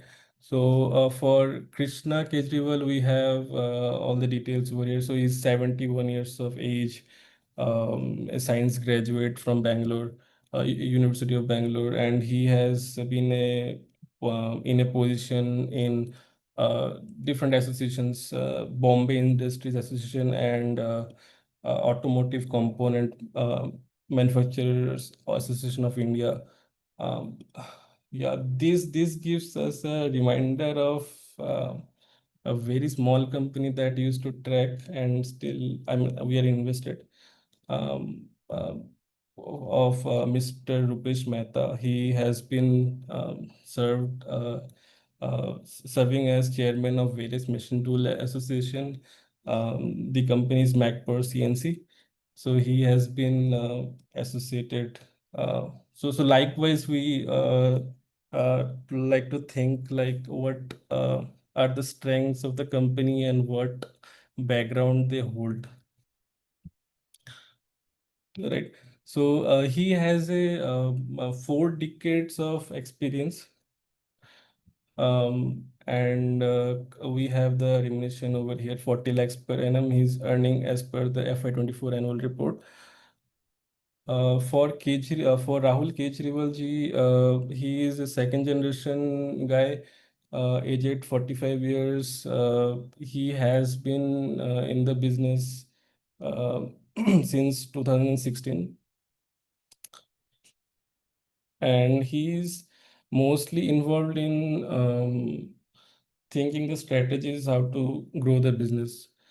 Uh, in one of his interviews, he said that he is not present in day-to-day activities. He is mostly into like in the strategy of how to grow the business or explore different opportunities, new acquisitions, and like this.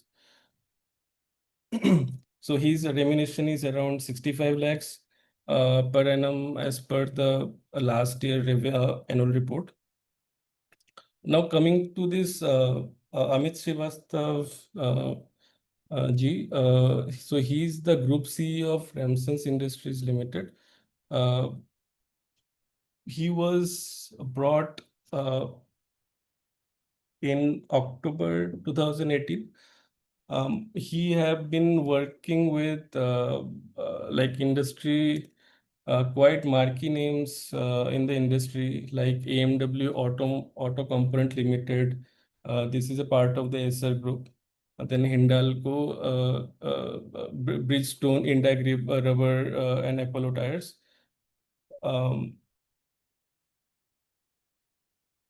This is one notable achievement that he has done of achieving 50 million sales turnover with the launch and market penetration of the AMW brand. AMW, this one, right? Yeah, and he's I mean the remuneration is around 1.74 CR, and it is again as per the FY24 annual report. So my point of sharing all this information is to give the background of the promoters that are running the business. I mean, they are trying to transform the business from a family run business to a more professionally managed company. We can see one example, right? Amit Srivastav was brought, and then the business got accelerated since October 2018 when he was appointed. So we can see the financials got improved significantly from 159 crores in FY29 to 312 crores FY24. That's a, I mean, that's not that significant, but yeah, still considering the company's historical growth, it is quite good. Now, as the company grew, the remuneration for the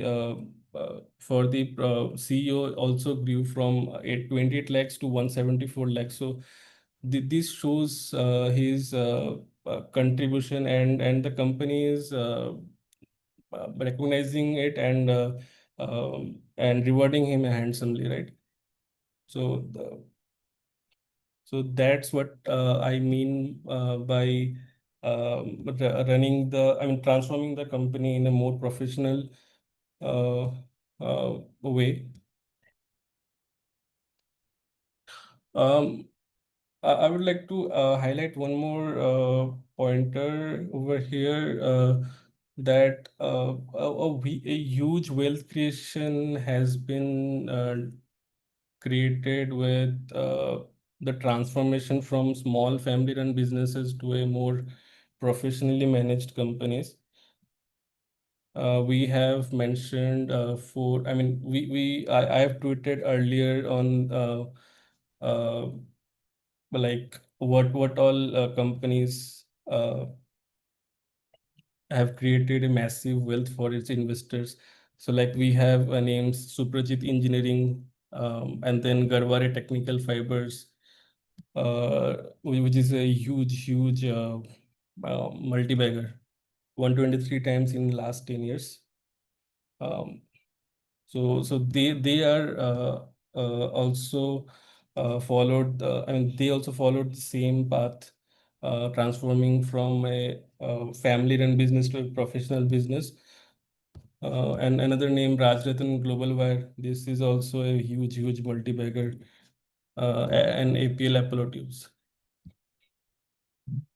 So all these, I mean, we can, at this point, we can just guess, right? We have to see the signs in which the company is growing. So Remsons is maybe following the same path. I'm not sure how well they can grow, but yeah, we are seeing some signs over here. So this was the part for the management. And coming to the clients of the business, we can see pretty marquee names over here. All those, I mean, all these names are their client, and they are associated with Hero and TVS since last 2 decades, which shows the product that they supply to is reliable uh, and trustable. For in FY24, they had one Tata Motors collaboration where they secured a 30 crore order from Tata Motors for spare wheel winches for their models. So yeah, for their models, so these order has to be supplied over or served over 3 years, and this is their fourth collaboration uh, uh, with the recent UK acquisition. Um,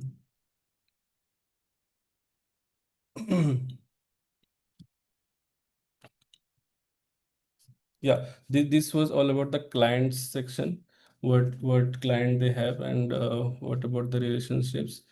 For financials, I don't have the latest numbers because the article was posted on in March, so I don't have the numbers for Q4. I can go in the screener, I can show it to you. So they have grown in mid-teens historically from the top line point of view. But this year they have done 20% kind of growth in sales, and the margins are also stable. They have done a net profit growth of around 30%. But we have to consider the tax rate also. It got increased from 18% to 24%. So on a on a normalized basis, we can compare the PBT at this point. I'm not I have not gotten into the detail why the tax percentage is so fluctuating, 43% and then 27, 31, 18, and then 24. Yeah, that one point we have to explore. But yeah, overall the business is growing. And the okay, so in balance sheet, if you see, they have a debt of around 86 crores, and I think the debt to equity is right now 0.65 to 0.7 times. They were having a cash equivalent of 48 crores last year, and I think they purchased or they did some I mean use these funds for acquisition and all, and it got decreased to 15 crores right now. Their fixed assets have increased to 115 crores from 70 crores. Overall, the balance sheet looks quite healthy for a company of this size, and they are in the growth phase. So yeah, I would say it is a quite healthy balance sheet. And for the cash flow from operating activities, we can see they have been in positive since last 4 years. So which is a very good pointer for the for a company of this size in a growth phase. So all in all, the financials look very promising. Uh, Yeah, any guidance that the company has gave. So in their first ever con call that they did in Q3 FY25. So this was their first ever con call, and they have mentioned that they want to grow around 900 crores to 1000 crores by FY29 with EBITDA margin of around 10 to 12%. So it is a similar kind of margin, but in the recent con call in Q4 FY25, they mentioned that they will be able to hold 12 to 14%. So basically, they increased the guidance for EBITDA margin by 2%. So this is the kind of CAGR they want to grow at so 31% CAGR they want to do. That's what the numbers are saying. But yeah, we should always take all these projections with a pinch of salt. We don't need to get carried by all this number and um, invest at any price. This is the transition from remsons 1.0 to remsons 2.0. So they first built a strong cable business, a strong loyal customer base, and a various I mean, they also developed a very good networking among the industry, being a preferred supplier. They survived the industry downturns for so many years, right? So 50 years they are been into the business, and they are currently having the plan of Remsons 2.0, where they are moving up the value chain and offering different products. They are diversifying their business. They now plan to do accelerate growth by engaging into JVs, collaborations, and acquisitions. They are also coming into EV segment. So all this transformation we are seeing in Remsons 2.0. Coming to the market opportunities and shapes, so this is a very generic slide taken from the investor presentation. There is no, I mean, these are already known to everyone, like, so what are the growth or levers of the industry: electrification and premiumization, green mobility, and rising population in HNIs, and all these things. What are the risks we find for this company at this stages? So the promoter is being very aggressive in growing the business through inorganic path. So if not carefully planned, the balance sheet would basically be very weak, and any downturn in the industry can harm the business. So that is one pointer, promoters' aggressiveness towards inorganic growth. So we have seen multiple acquisitions and JVs in a single year. So yeah. Managing the debt level is also crucial. The debt levels are rising. We can see from uh, just a second. Yeah, I think in September it got risen to around 100 crores. It got updated. But yeah, this is one risk is always there, the debt levels. Also, we have one third pointer, client concentration risk. So top 10 customers of the company is around 77% of the revenue. So this is one very risky thing. And then execution risk is always there.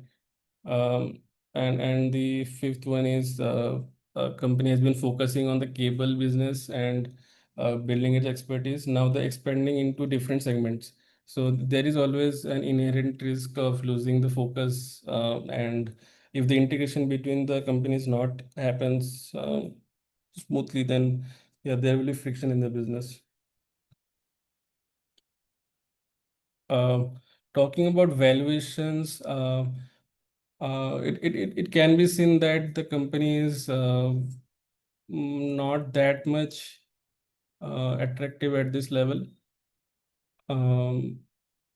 But we have seen in last 2 months, sorry, last 3 months, in February and March, the company promoters have been buying from the open market. So they bought around 1% of the total outstanding shares, which is quite good. Like these are all the insider trades that have been happening. These are quite good amount, right? They have been putting into their own company. But yeah, investors should um, evaluate on their own, like what price they're willing to pay, and see and just track the company, like what is happening and everything. So few pointers that I would like to mention why we find the company interesting. First of all, it is a 50+ years experience. So surviving in an industry for 50 years shows the resilience that they have. So they are slowly transitioning from the traditional family-run business to a more professionally managed organization. So this is going this is a structural change that is going to help them in the long run. Yeah, let us see how well this traditional to professionally managed works out. And the second one is, yeah, we really like the way the company is progressing. Like they have made long-term relationships with domestic players like Maruti, TVS, Honda, and then they explored inorganic growth opportunities globally.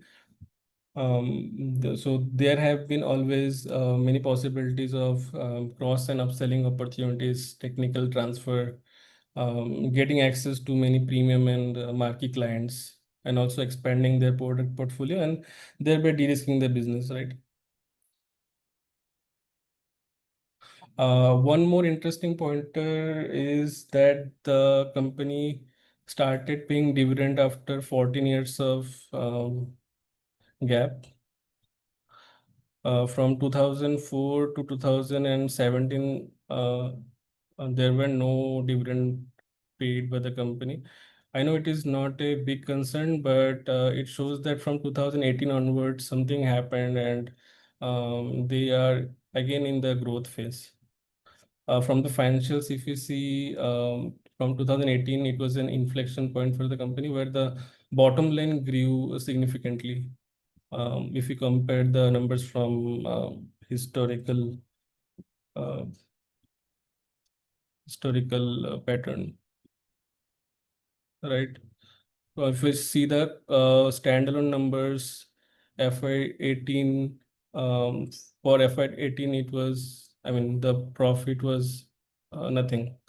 And then the profits grew 5 crore, 7 crore. There was a temporary blip here, then 8, 9, 11 on a concerted numbers, these PAT are increasing significantly. And in one interview that which we have gone through, they said that they want to change the perception from the core cable company to a more technology partner to OEM. So this is one pointer I would like to highlight: perception change. And they're also trying to enter into green mobility. So in quarter 3 FY25 earnings presentation, they mentioned that they are going to plan into remsons green. So I think they will be moving into EV products kind of thing. And in one interview, they said that the announcement of this will be in early April, and they did the announcement too. So if we see in the recent developments, we have in the 9th April 2025 announcement where the company acquired 51% stake in Astro Motors, which is a electric three-wheeler company with a gear technology. So this way they wants to enter the green mobility industry. And the sixth pointer for which we find the company interesting is the first ever con call, the maiden con call that happened on 7th February. We have seen a pattern like whenever the company does a first ever con call or any first ever presentation, I think that is a inflection point of the company, where the management wants to change the perception about its company, um, and they are highly likely in the growth phase, and they want to attract the investors. That's the whole mental model here. For the next, anyone have any questions?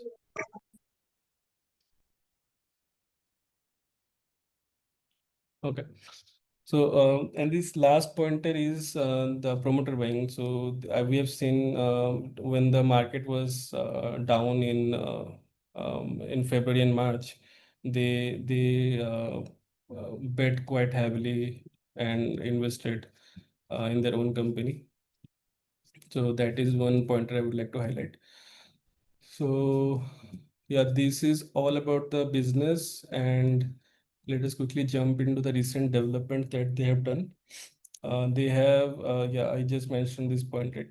So, and the second development that happened on 15th May 2025, they have secured a 300 crore order from Stellantis, North America. Uh, um, uh, so these 300 crore, to be give you in perspective, so their top line is 300 crores right now, 377 crores. Okay, grabbing an order of this big is kind of a very big deal. And this order is to be executed in 7 years. So in blended wise, the order to be executed is 42 crores per year. The EBITDA margins of this order will be around 10%. So they will be supplying critical companies for their vehicle platforms, the Jeep Wrangler and Ram, strengthening their position as a global automotive leader. They will also supply products for smart car and three-wheeler for into Stallions Europe.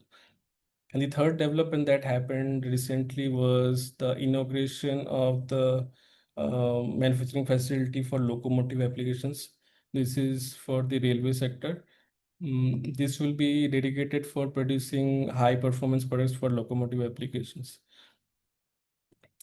So these are all the recent development that are happening right now. From acquisition business, they have done around 100 crores of revenue. If I minus the consolidated numbers from standalone, it is 100 crores of business that they have done in just 1 year.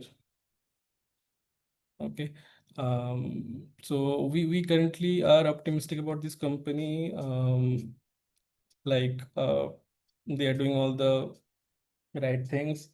There are a lot of things, lot of triggers that are happening currently. Uh, yeah, one needs to track the company closely quarter after quarter if they are managing to meet their numbers, their guidance, and all. For FY26, they are targeting a revenue guidance of 20% plus growth in and with EBITDA margins of around 10 to 12%. So they wants to hold the margins of 10% at least, with growing their revenue to 20% kind of growth. And also this is a dividend paying company.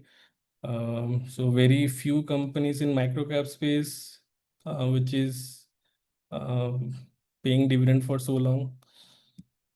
Yeah, and for the technical basis, I'm not that good, but uh, the stock is kind of consolidating in the above the DMS, and there has been a huge volume recently, so that might be an indication for something big is coming. I'm not sure, but let us track. That's about the presentation. Anyone have any questions? I can take that up. I have one question, Manojit. So you have a very detailed analysis. how do you see the impact of this China versus India issue of stopping the rare earth metals right now? Does it impact this company in any way? I'm not really sure. I can't answer that question, Puneet, right now. I have very It's just a limited recent development understanding. actually. So it's a recent development. I do understand. It's a little bit deeper than we all need to deep dive actually. Just it came to my radar. I just wanted to add, I think that rare earth material is more to do with the permanent magnets required in EVs. And I think this company is trying to get into more of into sensors with trying to basically leverage their existing customer base to basically supply more components. Yeah, but the point which I'm trying to bring is if some of the critical components are not coming from China, a lot of the auto companies will stop building the inventories and other things to which it might be supplying. So from that angle, I'm just thinking in the short term, but definitely it's a company which has survived so many downturns and upturns. So ideally it should do well over the long run. Yeah, I think so. Basically, they must be supplying. So far, all these years, they must be supplying to non-EV products. Right? EV is a new thing. Yes. Yeah. Any other questions for the participants? Thank you, Manojit, for this insights. It's really good. Thank you, Puneet, for the opportunity. Anyone else have a question? Else we'll go for a 10-minute break back by 12:10 and start with Mithun, our multi-bagger guy. Hi Puneet, I sent you one PPT. Earlier I sent you one Word file. I told you that I will be presenting from the Word file. Yeah. So I've WhatsApped you one PPT. So you can share that one also. I have just put it in the PDF, whatever your early presentation was. It's okay. Okay, then leave it. That also works. Sure. So we'll meet in 10 minutes with Mithun taking us to the next presentation. Okay. So we are on mute for 10 Puneet, minutes. will it work if I send you a PDF also? I did some modifications. Will it work if I convert it to PDF and send you? See, already I have taken it, so you can send the updated PPT later on to the group, but maybe for the presentation we'll stick with the one. Okay. Yeah. Fine. Okay.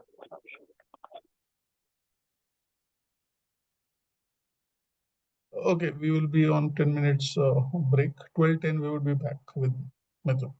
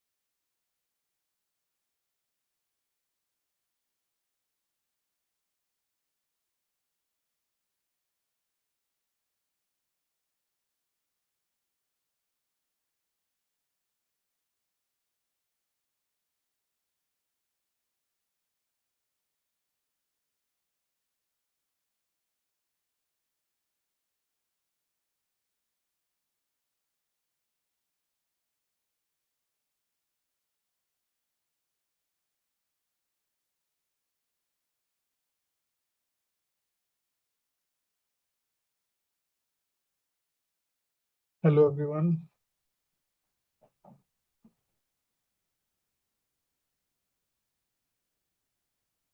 How many of you are back? Hi, Puneet. Yeah, Puneet, we are back. Yeah, hi, Sandeep. Yeah, we're back. Hi, Puneet. So, Mithun, you have the co-host permission. Just check it. Let me try it again. I think. Oh, yeah, I'm just checking it. I think it got messed out again. I need to give you again if possible. I think I have it. One second. Okay, just try. Let me know once you're able to see my screen. Mithun, Yes, your voice is coming very low. Yeah, I'm able to hear, but voice is low. Okay. Hold on for you. And let me just silent.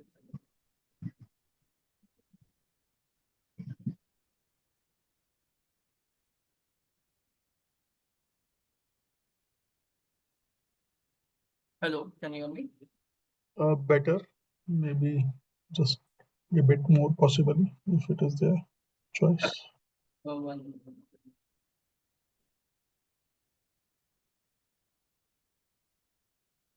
Right.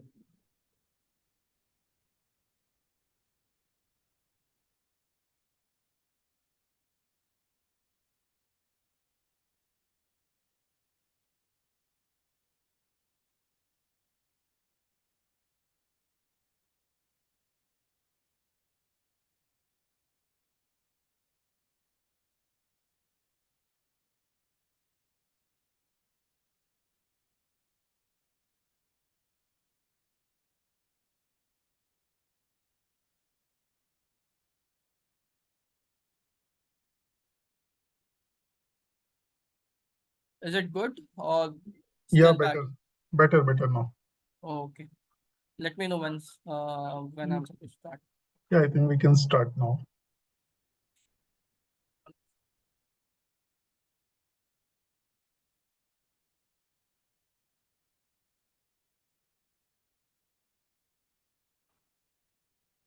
Yeah, you can remove the settings page and then go to the presentation.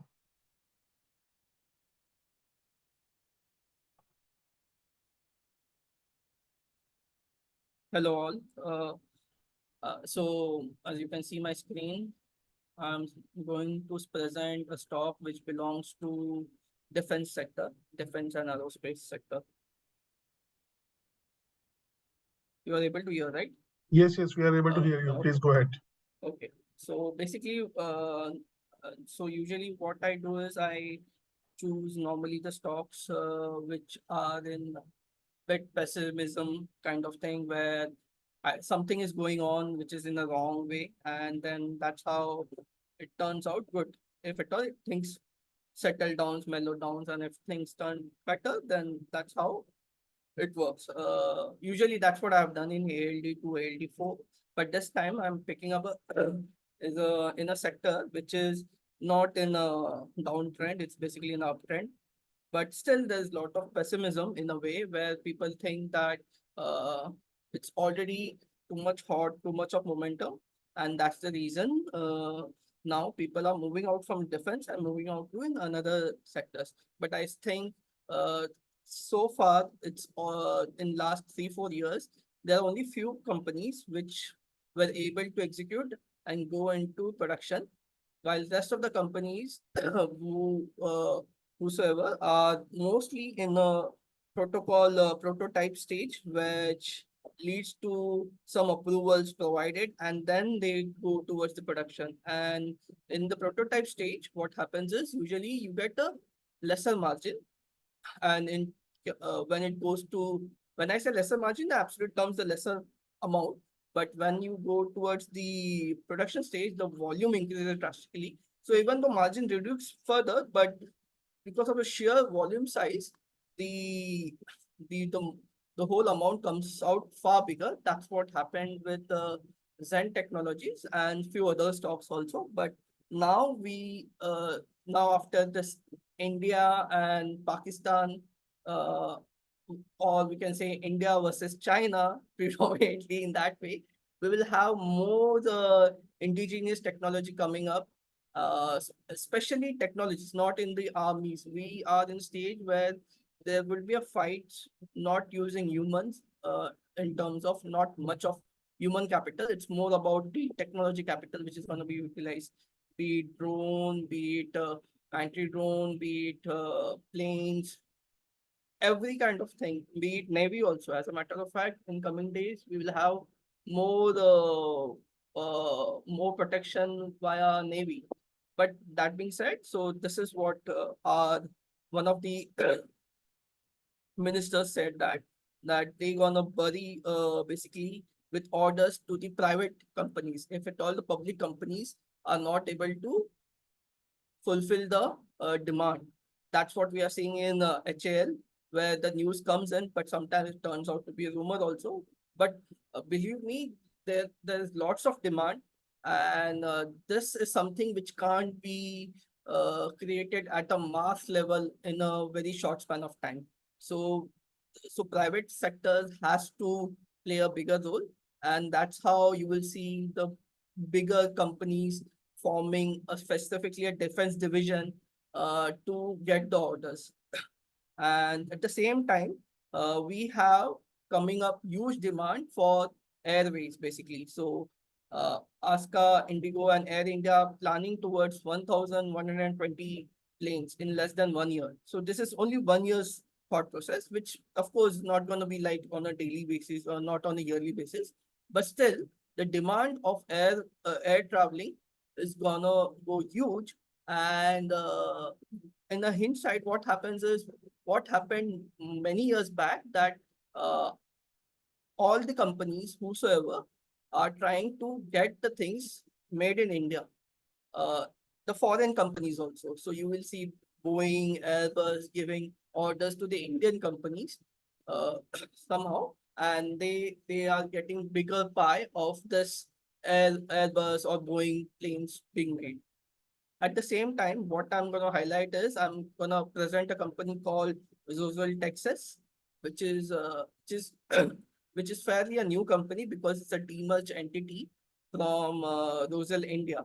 So Rosell, India was predominantly a tea cultivation basically company, but here we have a Rosell, Texas, which was a subsidiary of Rosell, India, and where the promoter's son has a vision to get into technology driven side, and that's the reason he started Rosell, Texas. And what happened initially, they were running behind the Indian orders because of the offset clause, but somehow the Indian companies were more cost driven and cost centric. So whosoever used to be the least cost per se, they used to win the orders, and that lead to Rosell, Texas uh, chairperson as well as chairperson thinking that we should not go from a cost point of view, we should go from what we add as a value perspective. And that's the time they went international, where they don't have cost specific metrics over there. It's more of a value perspective. And that's where it lead to getting into Boeing as a first customer. Boeing or Airbus, I don't recollect, I might mistaken, but either of one basically. And that leads to the completely change of this company, where they got access to the technology, what they have been utilizing, and how they are making those specific panels or specific wirings regarding to the aerospace segment. And that's how they got into one of the newer. So I just wanted to highlight, of course, what is there in the annual report 2023, where at that time there was no fight, of course, but at that time, uh, this division of Rosell, Texas has won a particular contract, but it's not a whole contract is given to these companies. So it's a part of one uh, part of a contract which is delivered, but the contract size was 100 million, and they were declared for the winners of the F-16 platform for electric panels. This includes the wire harness, and they have already been delivered for F-16. F-16 is the same plane which is used in fights, recent fights between India and Pakistan.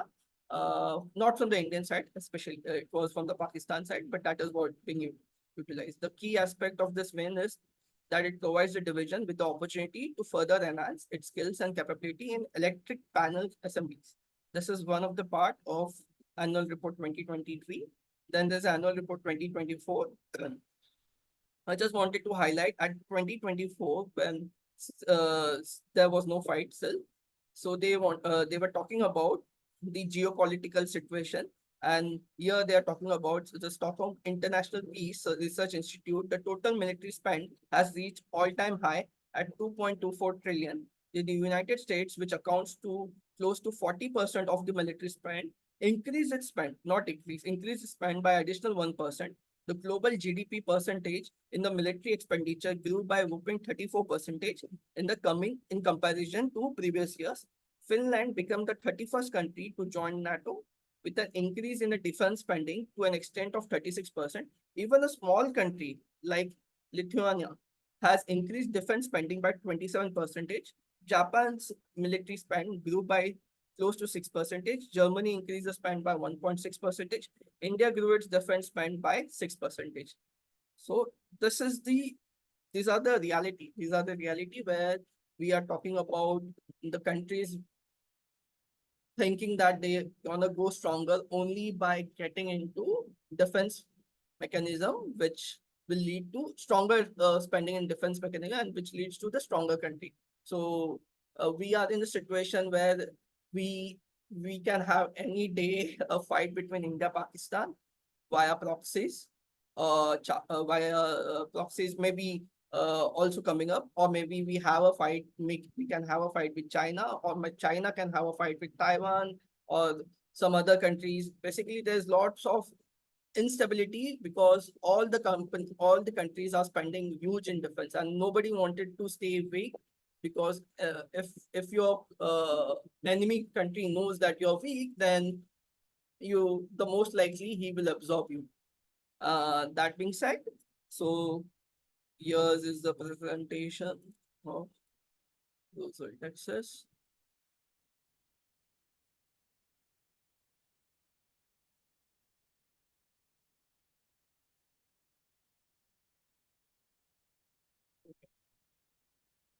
So why Rosell, Texas is it's a leading player in aerospace and defense engineering and manufacturing solutions. Just formed in 2011. In last 14-15 years, they have achieved to get with international tie-ups with bigger companies. I will highlight those companies also. Here they have a facility in Bangalore. At the same time, they have a facility in US, which is smaller, which was created in 2020, around 4,100 square feet. And in India, we have 2,25,000 square feet. These are the certifications which usually the guys or the employees over there who work over there. These are the leadership team. He's a guy who started Rosell, Texas, and he's a guy who has an experience of, let's say, more than 30 years, have facilitated our work with startups also. And he was the first person basically to go international in that way. The rest of the teams, these are the rest of the people over here. Another highlight which I wanted to highlight, another highlight is there is a guy from HL who was the ex-chairman and the managing director, has recently joined 3 months back. He has joined Rosell, Texas. So that's one of the important things which I wanted to highlight. The quarter-on-quarter financial highlights. Over here, you can see they are just getting into production in some of the projects, and the financial figures changes drastically. So their revenue increased only by 55%, and while their EBITDA increases by 119%, the PAT as a whole increases by 351%, and the PAT margin increases 2.6 to 7.7, almost 3 times as a PAT margin increases. So anything which goes productionized, any project, so the revenue, even though the revenue increases, but the EBITDA and the PAT margin increases drastically over here. So what are the verticals and competencies which they have right now? So they have space, they have aerospace, they have defense, they have energy, they have industrials, transportation. They are into semiconductors also. I will highlight the semiconductors and the aero engine derivatives. This is one LM2500, which is used mostly in marine marine where it requires less power and far efficient in terms of. This is there in annual presentation, investor presentation, which they have recently posted for the first time for Rosell, Texas, after getting demerged. These are the projects which I wanted to highlight. So the important projects is Atlas, fifth Cooper is nothing but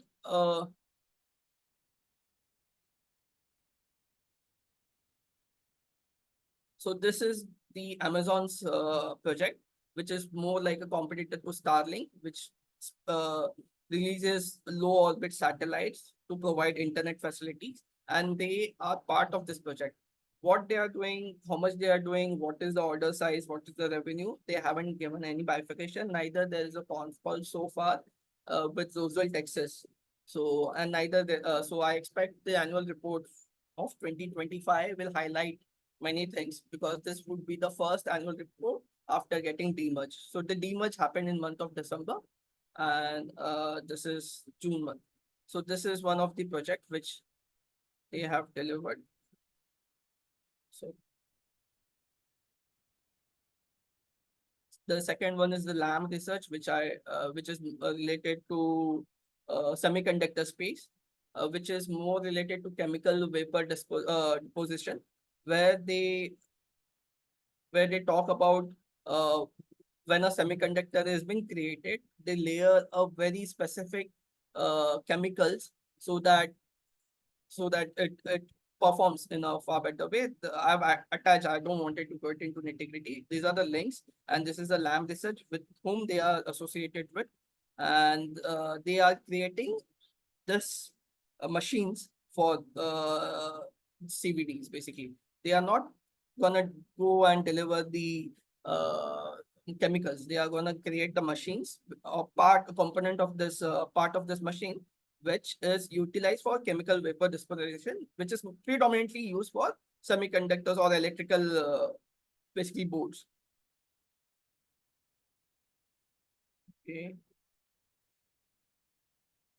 I should have. This is MQ25. This is another.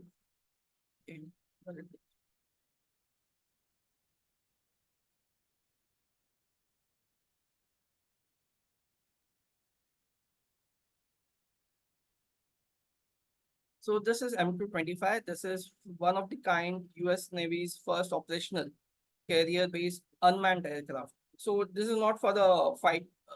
This is not for combat. This is basically for the unmanned aerial refueling capabilities. So this is what they are delivering. This, so they can deliver the fuel without you getting landed and avoid if at all there's a refueling which is required. Created for US companies by Boeing. So this is another thing, but the same technologies you use in UAVs also, where unmanned aerial drones, basically drone facilities are also gonna get these technologies. They have this part added in the presentation also.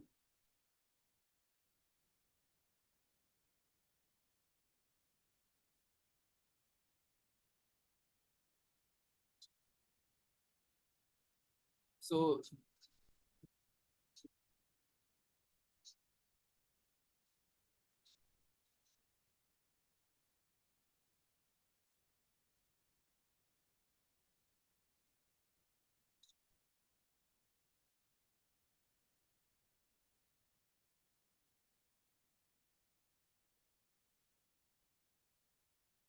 that's it. You can have this as a part of the presentation. Where are we?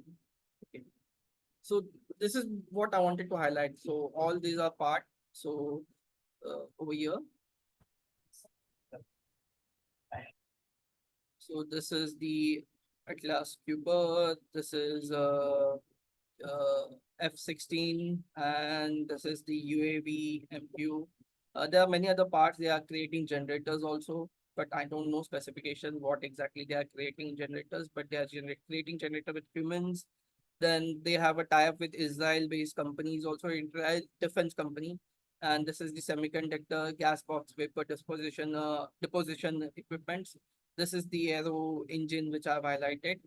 They are coming with the transportation EVs also, but not much specific names have been provided, so I could not get any data. This is the list of the customers which they have. They have a confirmed orders of 900 crores with the strategic agreements of 2,800 crores. The key customers are Boeing, Lockheed Martin, Honeywell, IF, which is Indian Air Force, HL and BEL. Major programs is F-16C, 1306, UAVs, electric vehicles, and satellites. Satellites is basically Cooper, Amazon's Cooper. These are the certifications. So I would like to highlight a company which was recently created in 2011, got a supplier award from Boeing from at 2000, on 2025 and as on 2019. Then they got Lockheed recognition at 2024, and they got the Honeywell award also. So basically, they're winning the awards also from this international big giants. So over here, then they have talked about the future outlook. So basically, they have already determined where they're gonna be in coming years. So this 2026 is more about initial integrations between the systems and go for inorganic growth. These kind of things which gonna happen. They have talked about robotics as well as the AI level requirements at 2028. So they have already decided that this is the places which they wanted to focus around at that time. This is the tenure which is given in the presentation. So in terms of financial details, over here, it's a very small company, 1,361 crores market cap. The P looks very expensive. The debt equity is very bad, 1.8. Return on assets is also very bad. So everything is bad over here in terms of the metrics, in terms of the valuation, as we can see. But I will highlight why it will be bad and why can we get going better in coming days. The first thing is this is a very small company where a small revenue also will be a bigger impact in their sales and far bigger impact in their PAT and margins. Second thing, there are very few companies which has international levels tie-ups with which are into UAV with Boeing, Lockheed Martinhead, and these kind of companies. So very few with this kind of small market cap and who got the awards, who is there and is talking about all these things. This is the Rosell techsys technical chart. Basically, it formed cup and handle pattern. Most of the stocks will either form cup and handle pattern because the market structure was like that in the last few months. But after getting demerged, it has fallen down. I was tracking a stock over here from 300, then it started falling at 250. I thought I will buy around 200 rupees when it was falling. Then I overlooked and then it started moving up. So I recently incorporated, I recently started buying decent quantities. So this is a disclaimer that I've already bought few shares. I wanted to buy more shares. The more it falls, the more likely I'm going to buy till the time the result speaks about it, basically. If the results are horribly bad or there's some corporate governance issue, then I might sell. But otherwise, in terms of price action, this is what the chart looks like. The valuation thesis is these are the quarterly revenues, which I can show it to you. So you can see from September 2023, the sales were 60 crores. Then December 58 crores, these kind of numbers. Suddenly the numbers change after December 2024, after getting demerged, and then March 2025, because they are getting more recognition rather than Rosell India. It will be Rosell techsys. And you can see the PAT margins or the profits, which has moved from 2 crores to 6.85 crores. Here, we never had taxes because it was getting a benefit of losses. So that's the reason it shows bigger number. I don't have any perspective why it was such a big number over here, such a big margin. But I can tell you that these are the times where the projects getting started delivered. So Cooper was went live in April, this April only. So I suppose the revenue was feeding over here in this cases. So with this being said, FY23 sales was 190, 24 sales 212, 25 sales 260. So I assume 20% as a base growth rate or maybe conservative growth rate and expect FY26 at 312 crores. The operating margin will further increase because there are multiple projects which are going live. So I expect it to increase to 20% rather than 17, 18, 19. It will go to 20%. The PAT will be 30, sorry, the PBT would be 32 crores and the PAT would be 24 crores. These are my guess. Okay, these are my guess based on the numbers which I can see over here. These are the competitors, or may like I can say not competitors, more like peers to this, or maybe clients to this. So the company sits over here with the market cap of 1,421 crores. This is the giant, and the best competitor or maybe the best peer would be Dynamite Technologies, which is in the same segment, be it in airspace, be it in the defense space also. Over here, this company is still 4 times or 3 times bigger than Rosell, Texas. It has the same P multiple of 100.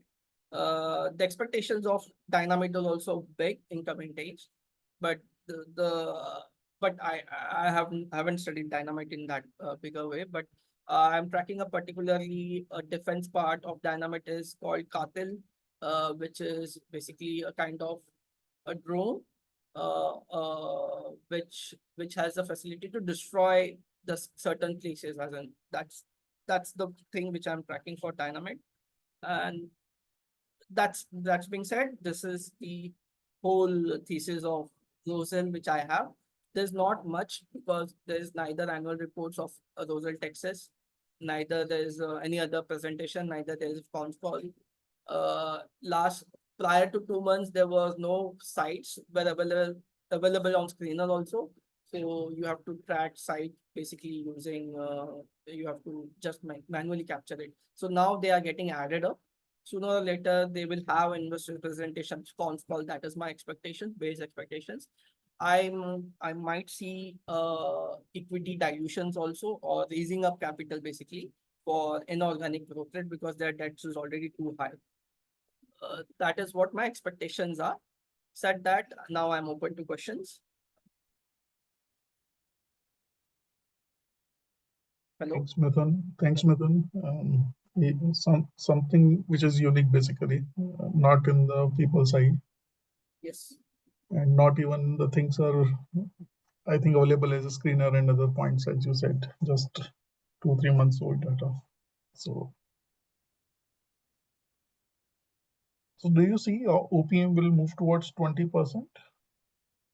Yeah. Already 17% has hit in the last quarter. So, and there are projects which will go live because that is the base expectations which I have, and they already have a 900 crore of orders. So they will have to execute those orders. So they can't execute after 2 years or 3 years. This is a base case scenario. I'm expecting 20% based on the sales which they have been showing at FY23, 24, 25. So in reality, the sales should be far higher, and if the margin remains same at 20%, we will see far higher PAT. And overall, the PAT will basically double up. If at all you see last year, PAT is around the yearly PAT would be around 11 or 12 crores, something like that. So basically from 11-12 crores, you will see the 100% growth rate in PAT. And that will lead to multiple eyes checking this company. Right now, hardly any people know about Rosell, Texas, and there's hardly any thread on Rosell, Texas on Twitter or any videos on YouTube. So neither any interview also. So where the management comes in and gives you the recent interviews. I have some old interviews, but those were not so good in general. Otherwise, I would have added those. But the basis is that not many people knowing this company will give me benefit of buying it now, provided it delivers. Otherwise, I might lose. But likely chances of these kind of small companies who have a multiple tie-ups should deliver. And they have recently done demerge also. So ideally, everything is in the inflection in such a way that the defense is going strong everywhere. They have international tie-ups. They have the technology. now, and they have demerged also. So it's not hidden, and so it should do it, as in they should do it. Yeah. So two questions from the chat. One is on the Unimec. Is that a peer to this company, Unimec Aerospace, recently listed company? Not really, as in it's not. Okay. And another one is we know the clients in the market, but what are the actual products possibly? If you can a little bit again go to that part. So these are the main products, but I'm very much sure that they are not delivering the whole product over here, except for panels, electric panels, control panels. Those are they can deliver it completely. But you expect me to believe that they are delivering main battles tanks? No, my answer is not. They might deliver a certain component, maybe some panels, maybe some equipment, but they have know-how to get into these spaces, and especially internationally. So they have not delivered much into Indian armies. They are more into international spaces. So that will add more points in terms of margins and value proposition. This MQ-25 is basically with Boeing. It's not with India. F-16 again, international. So this LAM project, LAM research is also US companies. This is LM2500. This is General Electric. So more of US, Europe, that's the space which they have targeted for getting value proposition rather than cost-centric model. So how they gonna get into Indian defense or Indian projects, I don't know that. So might be they are not targeting also. They are more into international only. But with the defense playing big in India and international players bidding it, and they have an offset clause which will lead to getting smaller Indian companies getting those orders, that will beneficial for these kind of companies, be it Dynamite, be it this Rosell, Texas. There are a few other companies also, but I have no idea whether it's going to be exactly like to like comparison. But such kind of unique proposition with such small market cap is not available. That is the only thing which I can say. Yep. Great. So say something under the radar. So I think we should be able to read a little bit more after your leads. Thank you once again. So we'll move to the next presenter, Suresh Pal. So I would be presenting and he would be speaking. So you can stop sharing, Mithun, from your side.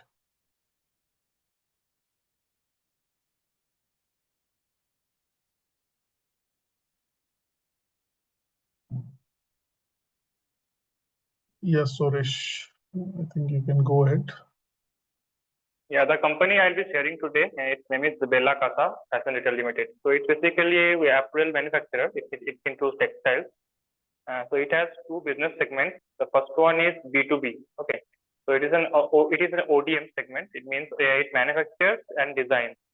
So the clients are like Print, Pantaloon, Vishal Megamart, Bazar Kolkata, Reliance Print, etc. There are many other clients also, but these are the major clients. We'll come to that later.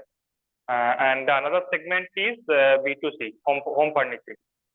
So the main part of the company, which makes it interesting, is the Apple segment, because this is what it is driving the sales. So scroll down, please. Yeah.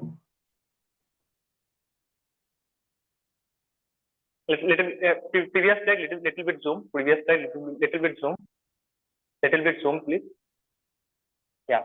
Okay. Fine. So you can see the Apple segment is a B2B segment. It's like a contract manufacturing where your margins are fixed, and the clients are into fast retail segment. So all the clients are growing nicely. Like we know, Trend is growing, Video is growing, and D2 retail. You can check their financials. And the home furnishing division, this one is not growing that much. So we'll be just ignoring this one. So next slide, please. Next page. So here are the products. Here are the products. Apple products are mainly kids wear, kids wear, men's wear, in women's wear, and Indian as well as Western. And home furnishing products are like bed sheets, pillow covers, etc. They are in their website. They sell this home furnishing products. So, like I said, this division we are not interested. Next page, please. Okay. So just stop. Little bit scroll down. Yeah, just stop. I have circled something here. So this company used to be a SME company. From SME to it has migrated to main board. So I have seen one thing. Whatever company has migrated from SME to main board, they have usually created wealth. Some examples like Enviro Infra, Gold, they were huge winners for me. So this thing I really like, companies which migrate from SME to main board. So in 2023, they had 10 lakh pieces per month capacity. And in 2024, they onboarded clients like Trend. And they went on to double their capacity, which we'll be talking in the coming slides. Please scroll down, please. So as you can see, their sales is growing nicely. If you can see in 2022, from 2022, where their sales started growing rapidly, because that is when they started focusing on ODM, that is the B2B segment. Prior to that, they were mainly focusing on the home furnishing division. After that, sales grew nicely, and so did the profit. Please scroll down, please. Yeah, just stop. So you can see in quarter one of financial year 2022, the April sales were just 54%. And from there, it has now grown to 75%, almost 75%. And the home furnishing sales, which used to be dominating prior to that, 2022, it has come down drastically. And this presentation is from 2024. If you see 2025 financial year 2025 quarter 4 result, this shift is almost similar. This product mix change, and company is focusing mainly in this apparel division only. Next page, please. Yeah, so this apparel business will be, as per company, apparel business will be driving the future sales growth. As you can see, they have increased their capacity from 1 crore pieces to 2 crore pieces per annum. So they have literally doubled their capacity. Earlier also, their FY25 sales were 350 crores, and from their existing capacity, earlier capacity of 1 crore pieces, they could easily do a top line of 400 crores. So now they have doubled the capacity. So please keep in mind that. Next, scroll down, please. Stop. So here also they have given a breakup of sales mix changing. So you can see on the right side that apparel business, the growth of the apparel business. Okay. So in FY22 it was 128 crore. FY24 it is 172 crore, and in FY25 total sales was 350 crore, and 75% was from apparel. So mainly apparel division is driving the growth. The next page, please. Okay, these are some key financials. You can see what I'll be focusing on. The total debt, you can see in FY24, it is 42 crore. This 42 crore had actually from FY23, they are completely debt free. What is the debt free? That means their long-term debt is gone. So right now, whatever debt they are having is the working capital loans only. So it is a completely debt free company. Next slide, please. Okay, now will be the interesting part. Just stop. So from 2021 PPT, we can see just this many clients, some 8 clients. Scroll down, please. Now coming to 2023 PPT, just little bit scroll down, little bit scroll down, please. Yeah, from 2023 presentations, their clients have shot up to 20. Now scroll down, please. From annual report 2024, their clients, number of clients has shot to 30. Scroll down, please. And in 2024 August, they shared one more presentation where the number of clients were 32. So you can see they have rapidly they have grown their clients, and so does their sales. And most of their clients are into fast fashion segment. Some notable clients are like Zudio, Bazaar Kolkata. Bazaar Kolkata is a pair of Style Bazaar. They have Flipkart, Myntra, Miso, D-Mart, Vishal Megamart, B2 Retail, Reliance Trend, Reliance Smart, etc. So these companies are growing nicely. Some of these companies are listed, and apart from Aditya Birla, all are growing. We know the growth rate of Trend, B2 Retail. We know that, right? Okay. Next page, please. Yeah, stop. So in the annual report of 2024, before the capacity expansion took place in FY25. So in FY24 annual report, they told that with their present capacity, they could do 400 crore revenue. And in FY25, their revenue was 350 crore, and the capacity is doubled now. Okay, so we can expect that they can do a revenue of 800 crore from here on without any capex. Okay, next page, please. So, like I was saying, the debt status, please highlight on the, put your focus on the red mark. As you can see, their long-term debt is 0. And whatever debt they are having, it is short-term debt. That also has been reduced. So, they are actually improving their working capital very nicely. Also, you can see their fixed asset is also doubled from 18 crore to 36 crore. And this capacity expansion, like in the next point, you can see capacity expansion has been done through internal accruals and some fundraise. In the fundraise was done at rupees 280 crore. Mukul Agarwal took part in it. And the good part of the fundraise, don't scroll. Good part of the fundraise is all the money was paid upfront. So from here on, there is no issue. There will be no issue of no issue of equity dilation, because whatever fundraise has happened, the money was received upfront, and the number of increased shares are fully reflected now in the P&L in terms of EPS. So capacity expansion, they have 3 plants total. They had 3 plants in unit 2 and unit 3. That means plant 2 and plant 3, they did brownfield expenses. I really like the brownfield expenses because they don't give any rise to depreciation cost. Also, they did 2 greenfield plants. So I don't know what is the split between this brownfield and greenfield. But if we check their if we check their quarterly P&L, can I share my screen for a moment, Sunit? For a moment. Yes, please. Yeah. Go.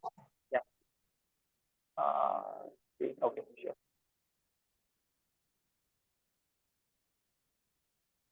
Just a minute.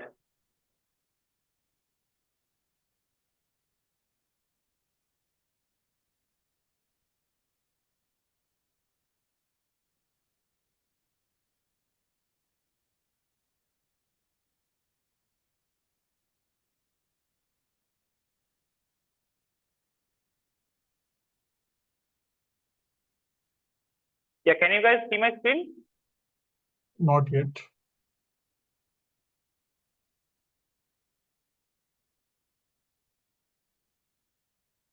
Let me try again. Yeah, can you see it now? Yeah, now it is visible. Hello? Yeah, visible now. Just let me focus.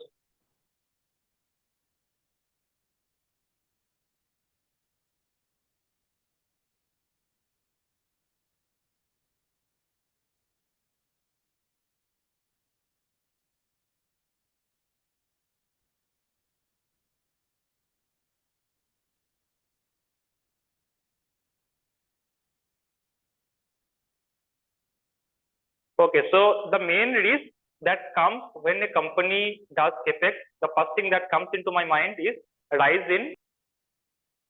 Okay, so here the company is debt free, so there will be no rise in interest cost. As you can see, interest cost has reduced. there is a rise in depreciation cost also. You can see from last few quarters from 0.48 crore to it has shot up 0.81 crore. But there is a decrease in interest cost. So total net result is 0.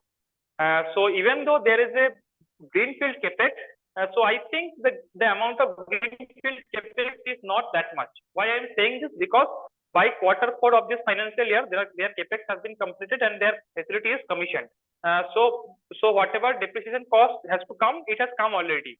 So if you combine depreciation cost plus interest cost, both has actually come down. And this is a micro cap company, so I don't know what is the exact mix of depreciation, exact mix of brownfield and greenfield. Okay, Puneet, you can share your screen now. Sure.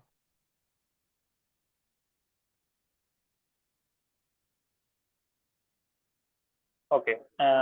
So in the Q4 presentation, not the presentation, in the press release, they have mentioned that their cash flow, their working capital, those things have improved. I'll be showing those things later. So please slide down. So as I said, at 2,264 rupees, there is a rights issue. Mukul Agarwal has 6.8% stake, and full money is paid upfront. It is at 40 times. It has 40 times TTM PE, which we will be covering in the valuation part. In Q4, there was a slight margin dip, which is due to new capacity coming live. Because when you have the capacity coming live, your fixed costs are paid upfront, but as your top line increases, this margin gets increased again. So that is basically operating leverage. This company has some seasonality. If you check their quarterly results, usually Q2 is the peak quarter. Puneet, can you please go back to page 2, where they are having some quarterly sales breakup? Up. Yeah, this one. So you can see each year Q2 the sales tops up and then reduces, and then again Q1 onwards it starts increasing. So this is something which is interesting, which I'll be talking later. Okay, please go down.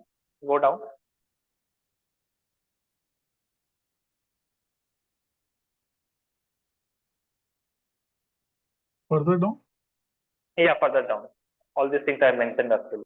Okay, so Q4, these things already have covered. Q4, they in the press release they told that their capacity has been come live. They have also given in the highlighted portion, you can see why the margin was dipped. Okay, you can go down.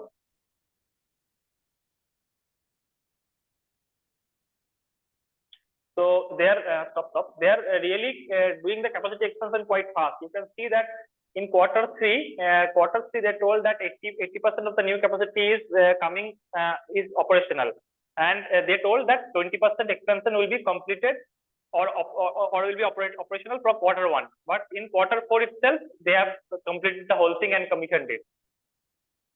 Okay, you can go down.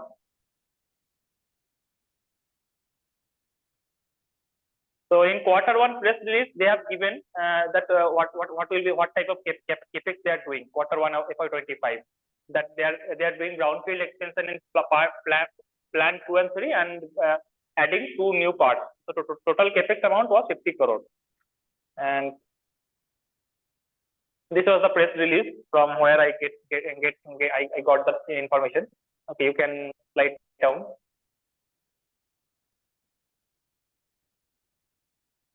Okay, now growth triggers. This company is growing very fast.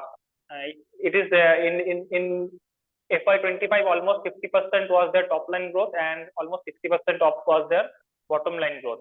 Now their capacity has been doubled. All the rise in cost, that is interest cost and depreciation cost, these are under control. Usually when a company does capex, these two costs hit the P&L for the first 1 or 2 years or few quarters, then the bottom line starts to improve. But here it seems those costs are already absorbed, and from here on whatever sales growth will happen, that will directly go to the bottom line. Now, if we check the price action, which I will be covering later, in quarter two of last financial year was their peak quarter. From there, stock price fell, and in quarter three it bottomed, and from quarter four onwards, the stock price started to rise, because this company has quarter one and quarter two as their best quarters. Quarter two is the peak quarter, and from quarter four onwards, they start to see quarter on quarter top line growth. Now, this company has completed capex. All the fixed cost and depreciation cost has been absorbed. Interest and depreciation cost has been absorbed. Now, there will be a quarter on quarter sales growth, and there will be a significant rise in bottom line also. You can slide down later. Next page, slide down later. So here you can see in the price action, in the red mark was there just around quarter two result. From there onwards, market started to correct, and the green mark was quarter four result. So stock price started to correct. Stock price started to go up. So this thing I have noticed in whatever companies have seasonality, like agrochemical companies, some companies have quarter one and quarter two heavy. Their stock price usually stops up around quarter two, and then starts to fall, and then by quarter four, stock price starts to go up. So this thing is very interesting. So this thing I'll be explaining later. So now let's cover the valuation part.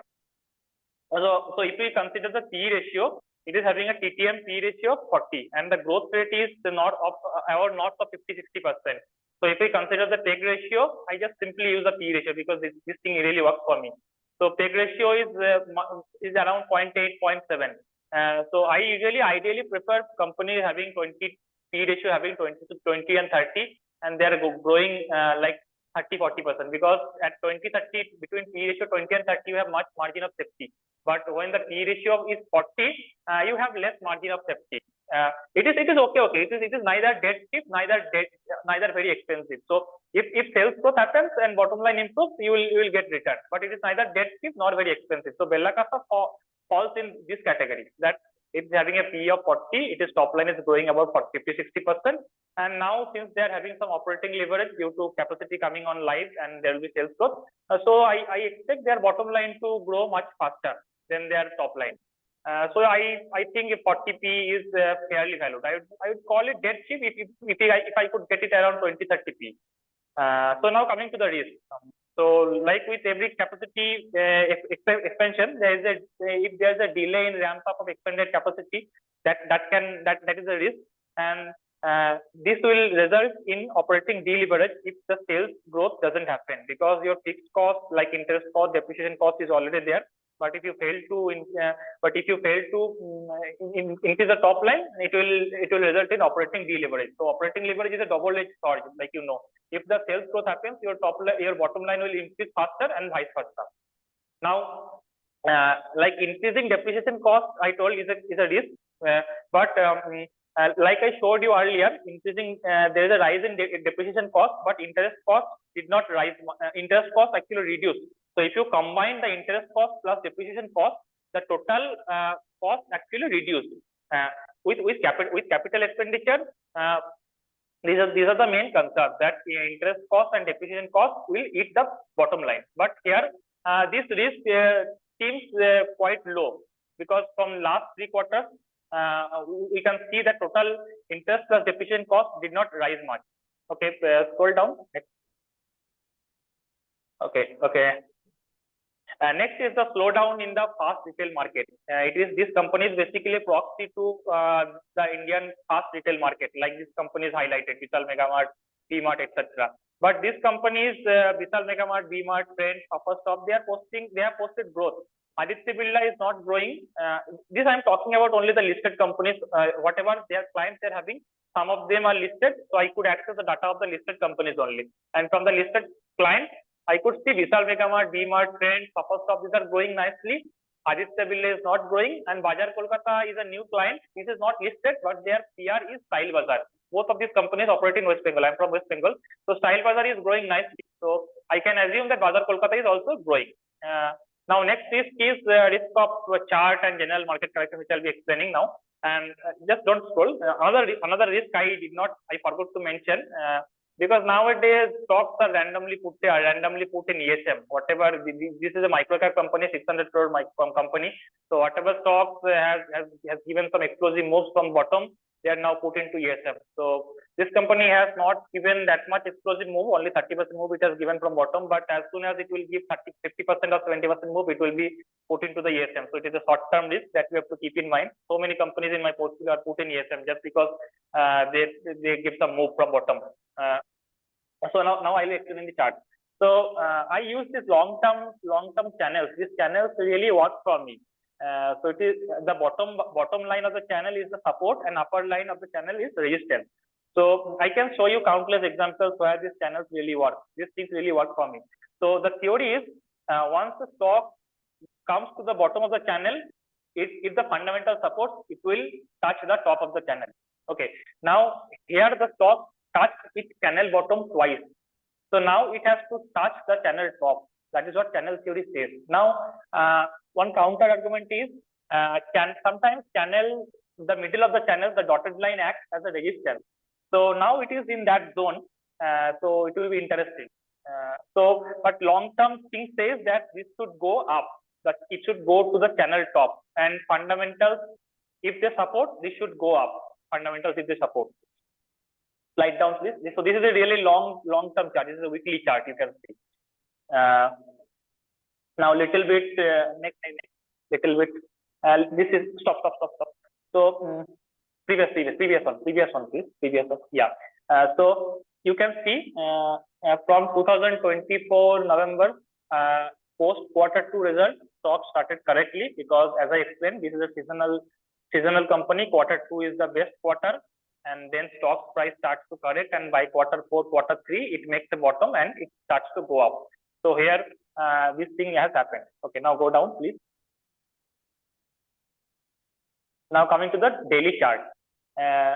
Stop. So post quarter 2 result, there was a falling. The stock was in a falling pattern. It was making lower low, lower high.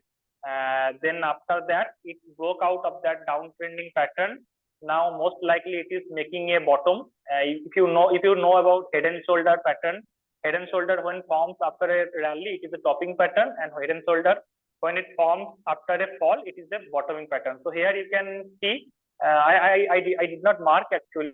I just share from my trading view. So I just share my screen. Okay. Just a moment.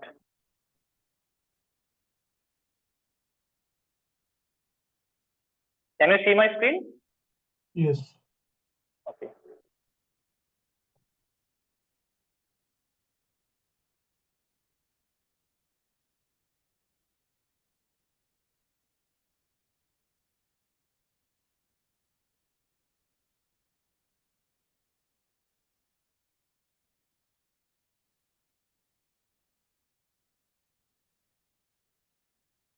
Yes.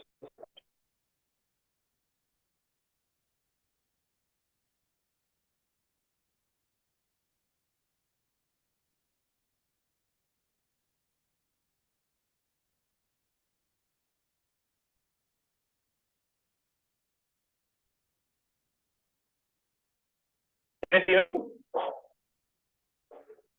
Hello? Please. Yeah, please go ahead. Yeah.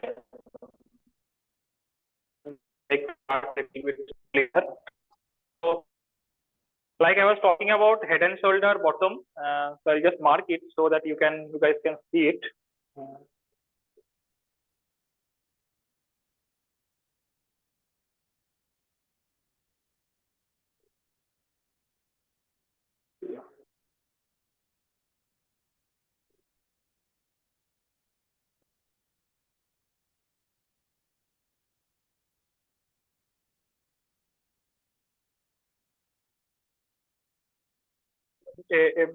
One shoulder followed by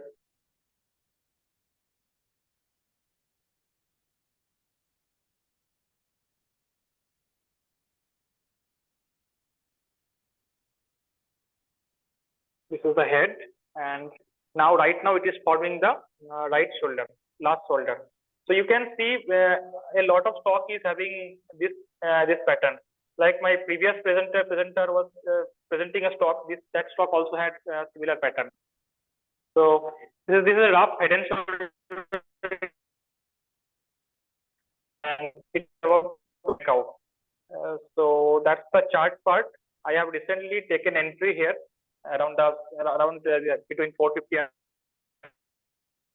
so that is the chart part. It has not given breakout yet. So that's all. That's all from my side. That's all. Thank you, Suresh. Good insights onto charts as well as what they're trying to do with respect to changing their business from home furnishing to apparel side, and the prominent investors who are part of the journey as well. So, any questions from audience?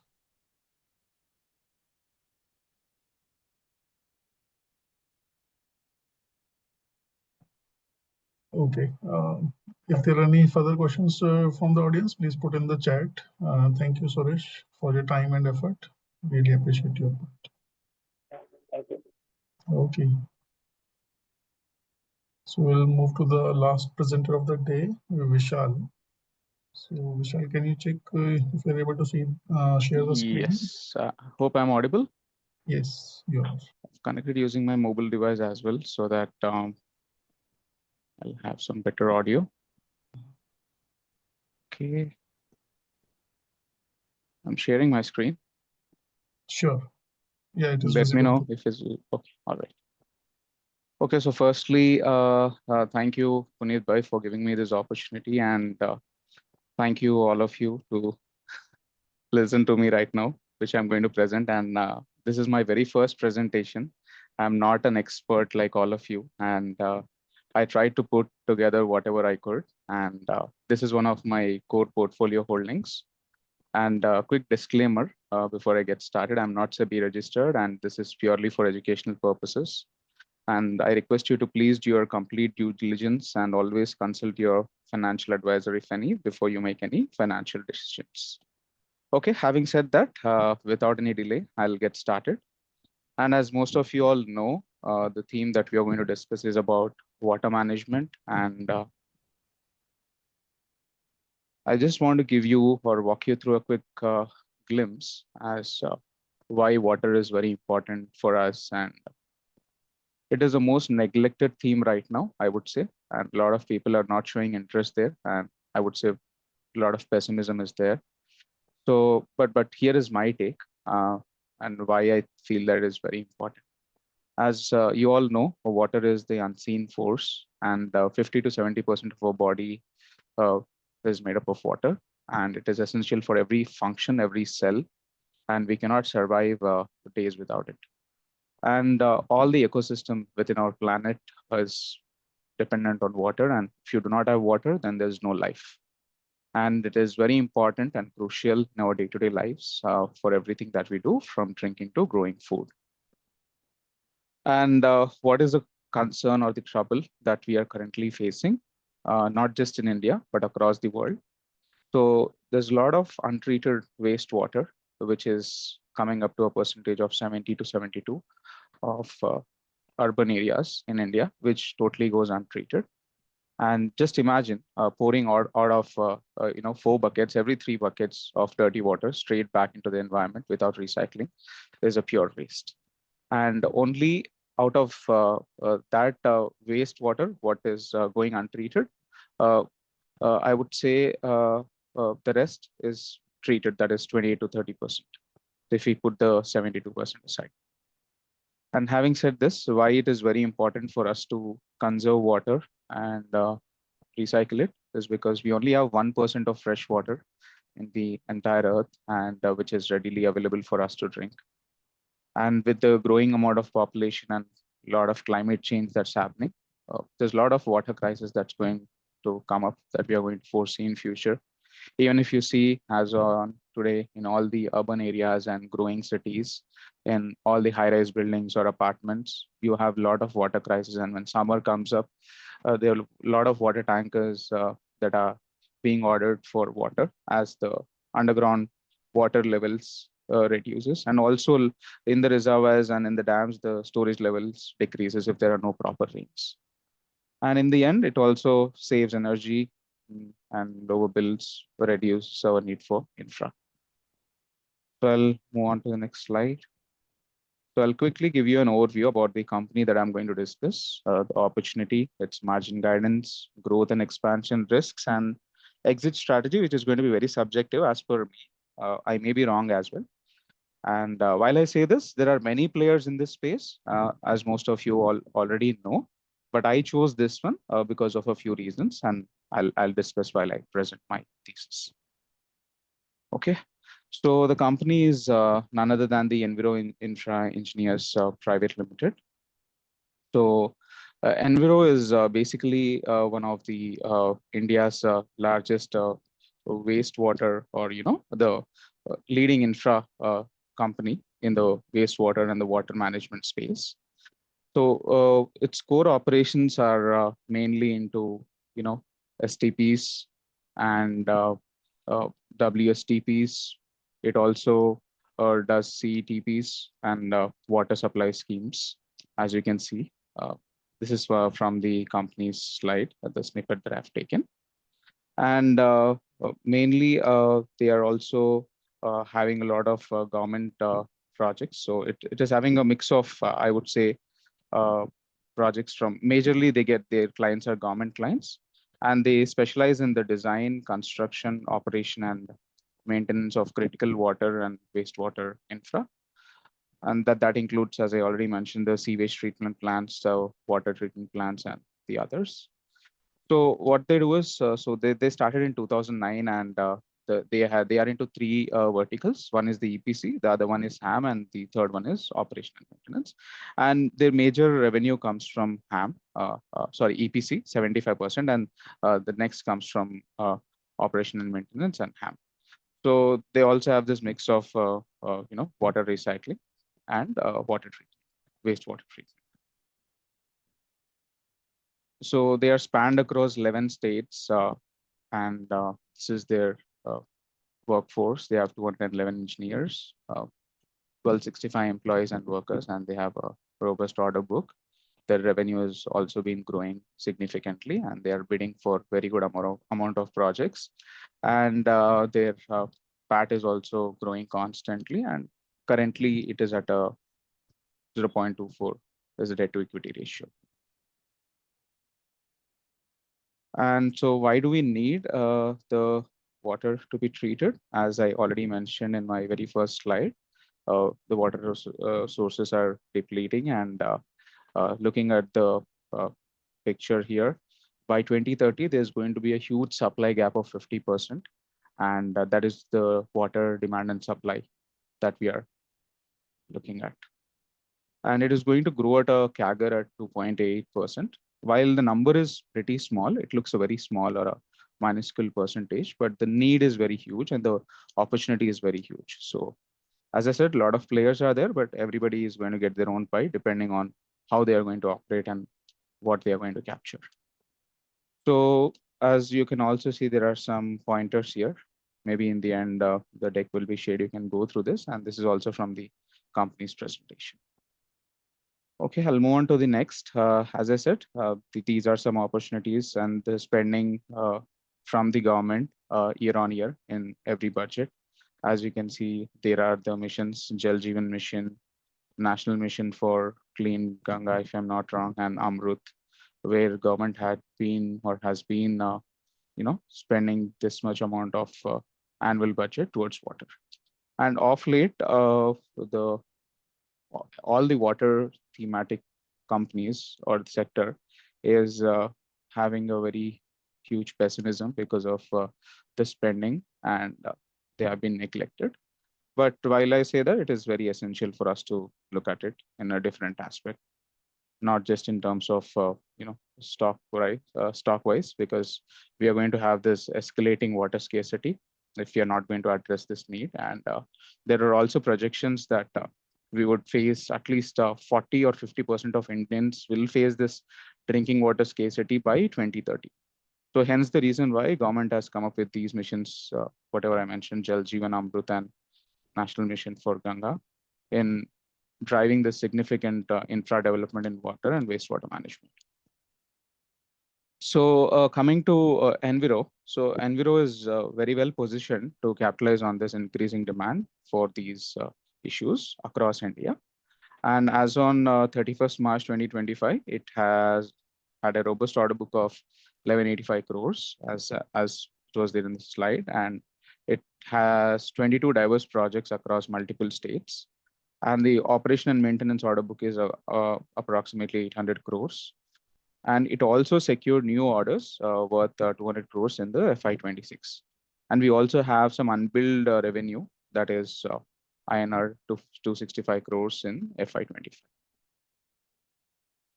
Next.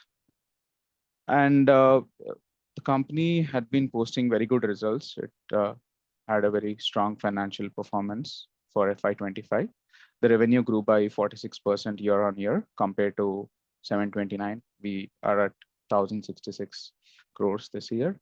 And it also has an impressive 61% year on year growth from 166 crores to 268 crores in EBITDA with a 25% EBITDA margin, improved from FY24, highlighting operational efficiency. And the PAT also had increased 66% with a 16% PAT margin. And below are the Q4 FY25 numbers, even those are very good numbers. And the cash flow also a very good part here. It turned from negative to positive in this financial year. And the margin is they are aiming to have 22 to 24% EBITDA margins. And the catch here is they're also venturing into a new sector, which we are going to discuss in the upcoming slides.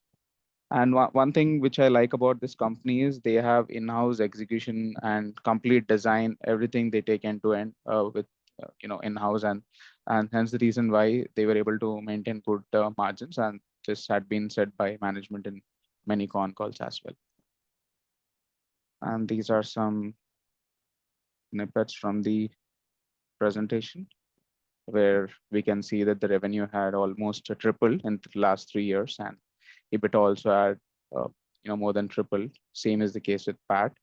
While there had been a slight dip in the EBITDA margin and PAT margin, but again, it improved in this financial year. And going forward, I think there's going to be much growth looking at the opportunity that we see. So what next? What they're going to do? They ventured into a new space.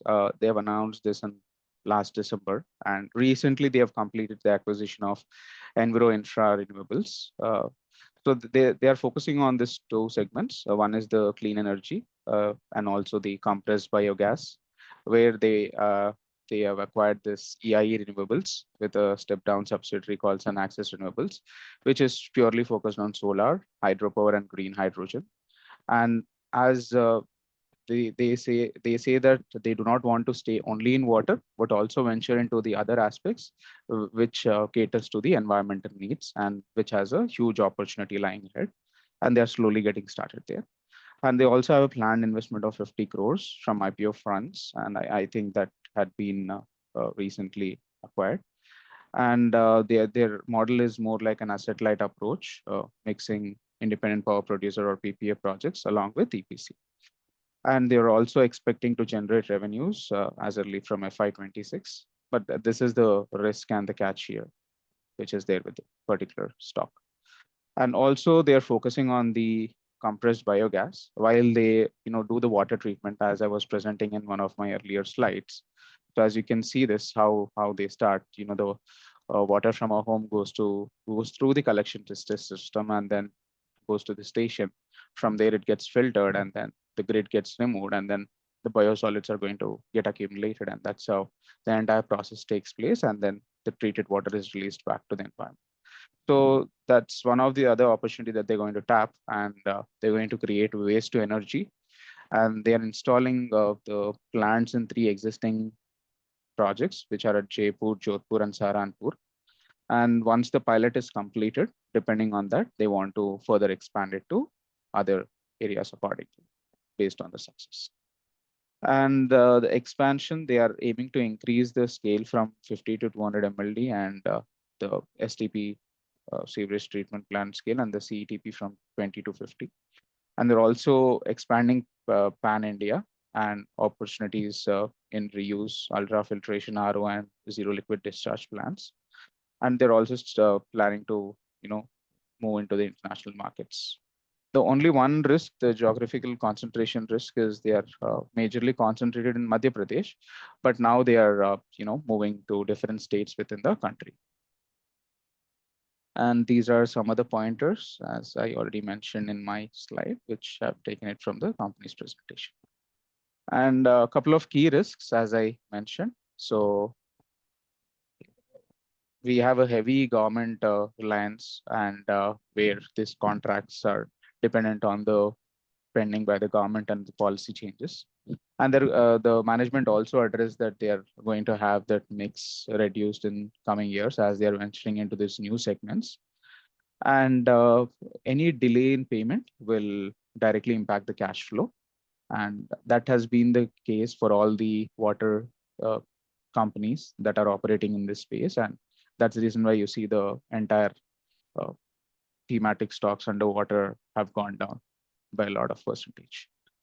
So another risk would be, any nature of this contract will make the company vulnerable, because if there's a cash flow shortage, then the payment cycles are going to get elongated. So majorly, this is one key factor in any EPC company you take. You see a lot of negative cash flow, or negative. The number is going to be negative because of these payment cycles. And again, of which again, if they're going to delay any execution of projects, then again it will put an impact on the payments. But the average execution cycle time is 18 to 24 months, which will give them a good runway. And also, the sector is highly competitive, as I said, where multiple players are bidding for all the government contracts that are available. And also there was a degrowth in order book from INR 1700 crore to 1185 crore due to the execution and less projects in the early FY25. But I'm assuming and hoping that it will increase as per the demand and opportunities that are available. And as I mentioned, they're majorly concentrated in Madhya Pradesh in geographic concentration, but now they are spanning across pan-India while focusing on other states with different projects. And last, and the major risk would be they are entering into the renewable sector with a new endeavor, and they are taking cautious steps, and they also want to manage the debt to equity less than 1. And this is going to be one of the key concerns.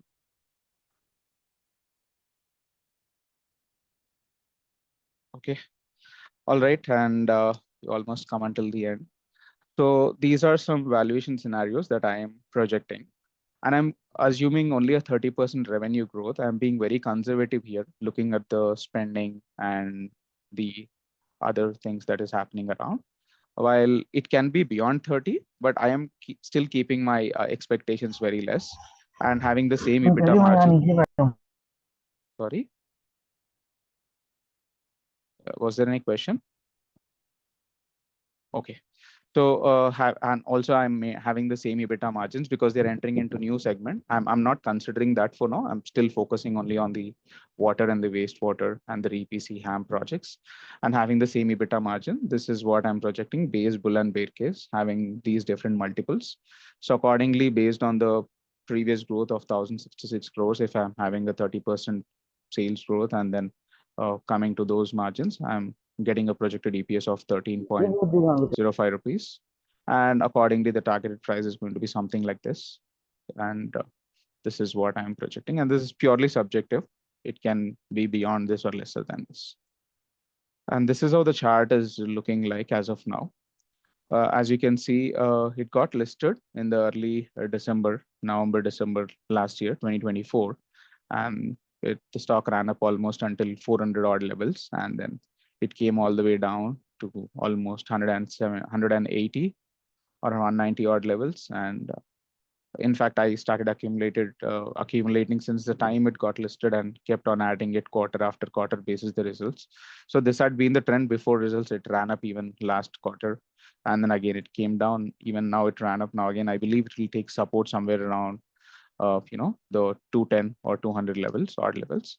But then this can be something like a long-term core portfolio bet. So one thing I would like to tell and then end my presentation or thesis here.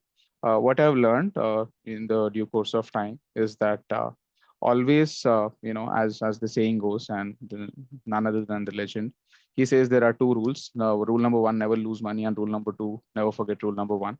So always have margin of safety. So and you can surely go back and take a look at the metrics in Screener, and you can calculate it yourself. Stock is trading at a very good price to earnings at a 20 to 22 or 24 levels, and so my downside is also protected, very well protected. It is low, kind of low, but I have an unlimited upside where I can make a decent extraordinary returns. So my entry and starting valuation should be at a very good level, which follows this margin of safety, so that technically I might not lose much money, but very less money of my capital. And hence I chose this as one of my core portfolio holdings. And there are very, other companies as well in this space, like EMS and Wabag, many of the good companies. I had Wabag, but I exited at some point in time where, it turned out to become a 10 bagger after I exited. So I stopped looking at technicals much, focus much on fundamentals, but yeah, here is some technical insight that was shared to me by Puneet. And yeah, this is what I can share. So any questions that you all might have? And I'm sorry if I didn't cover any major key points or if I missed something. So I apologize, but please let me know if you have any questions for me. Excellent presentation, Vishal. Very, very thorough, I think. And as a first-time presenter, possibly, I think you did really well. One question from my side is, don't you think with so many companies coming up in the listed space, the competition becomes too high and also the margins might go a little bit in the future? Yes, Puneet, you're right. I agree with you. But this management had been focusing on this. Both the promoters have very good skin in the game, and they have more than 2+ or close to 3 decades of experience. And this was one common question which was asked in many con calls also with respect to margins, because it all depends on the opportunity that you're getting and how well you're operating. And they also delivered a couple of projects on time, which was a very good win for them. So that were some key pros to them. But yeah, that's one other risk that we have, as we have other competitors in the space, and if they are doing well, then yeah, that can be one risk. Yeah. Sure. Any other questions from participants?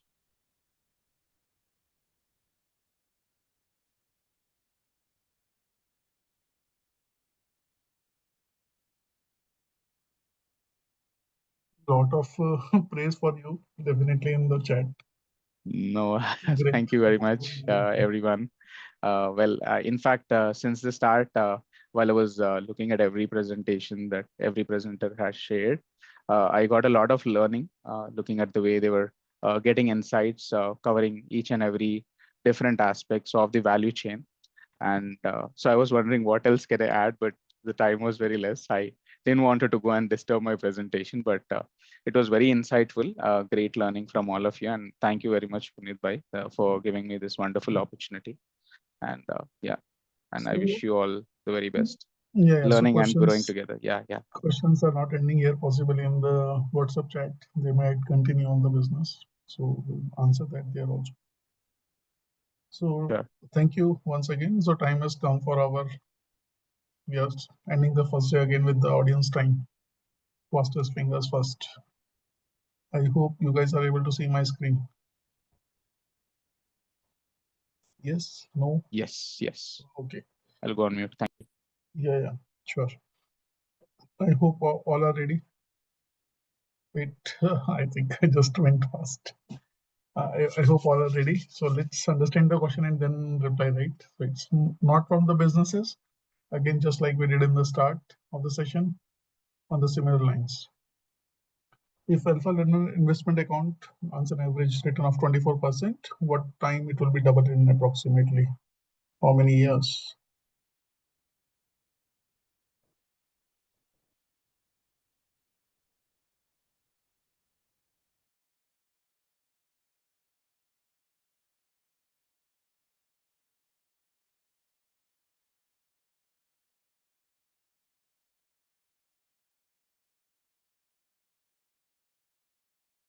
A lot of correct answers. The answer is B. I think we can stop the answers now because a lot of people have already replied.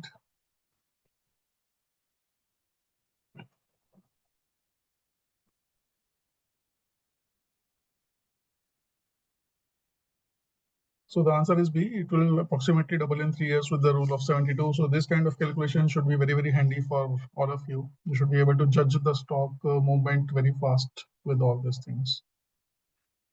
So Vishal, you can wait for the replying to the people by the time this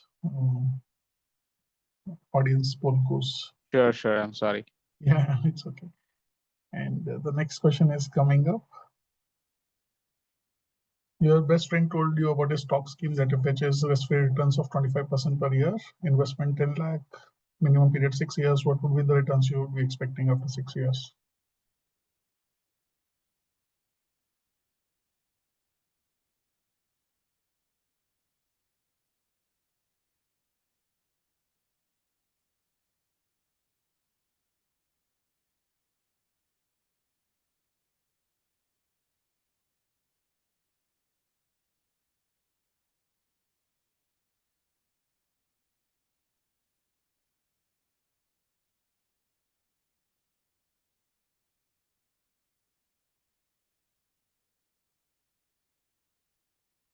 Lot of between A, B, C, what confusion, right? Lot of people are hovering between A, B, C.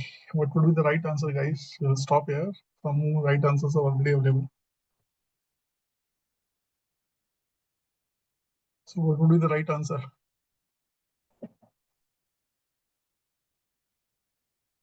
Anyone who wants to attempt? We just discussed rule of 72.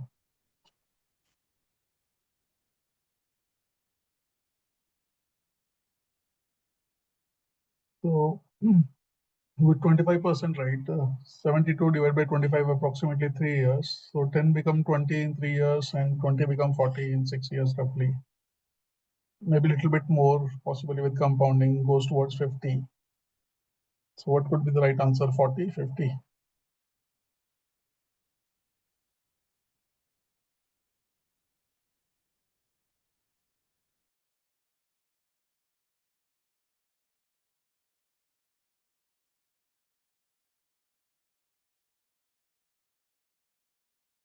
Nobody is speaking. The answer is C.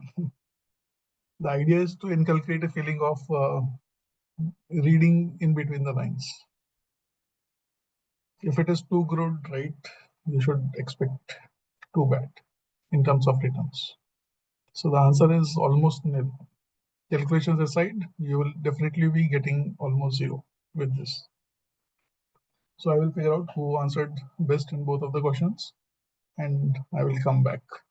I hope little different questions this time, apart from the businesses, just to help you understand a little bit better about the investment journey and what you should be looking for in between the lines and getting the clarity on your thought process. Okay, so we'll stop it here. We'll meet again next week, Saturday. Wonderful presentations, 6 different ways. We have a good start today. Thanks to all the presenters and audience. And we are on time, I think. Thank you all. In fact, we are saving 5 minutes on the time, which is amazing. Amazing. Yeah. I like this bite-sized kind of presentations, Puneet. Yep.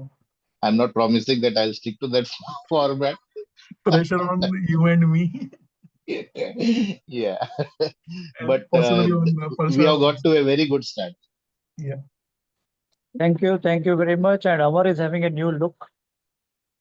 Oh my God, what has happened? No, my PC crashed just Murphy's Law day before.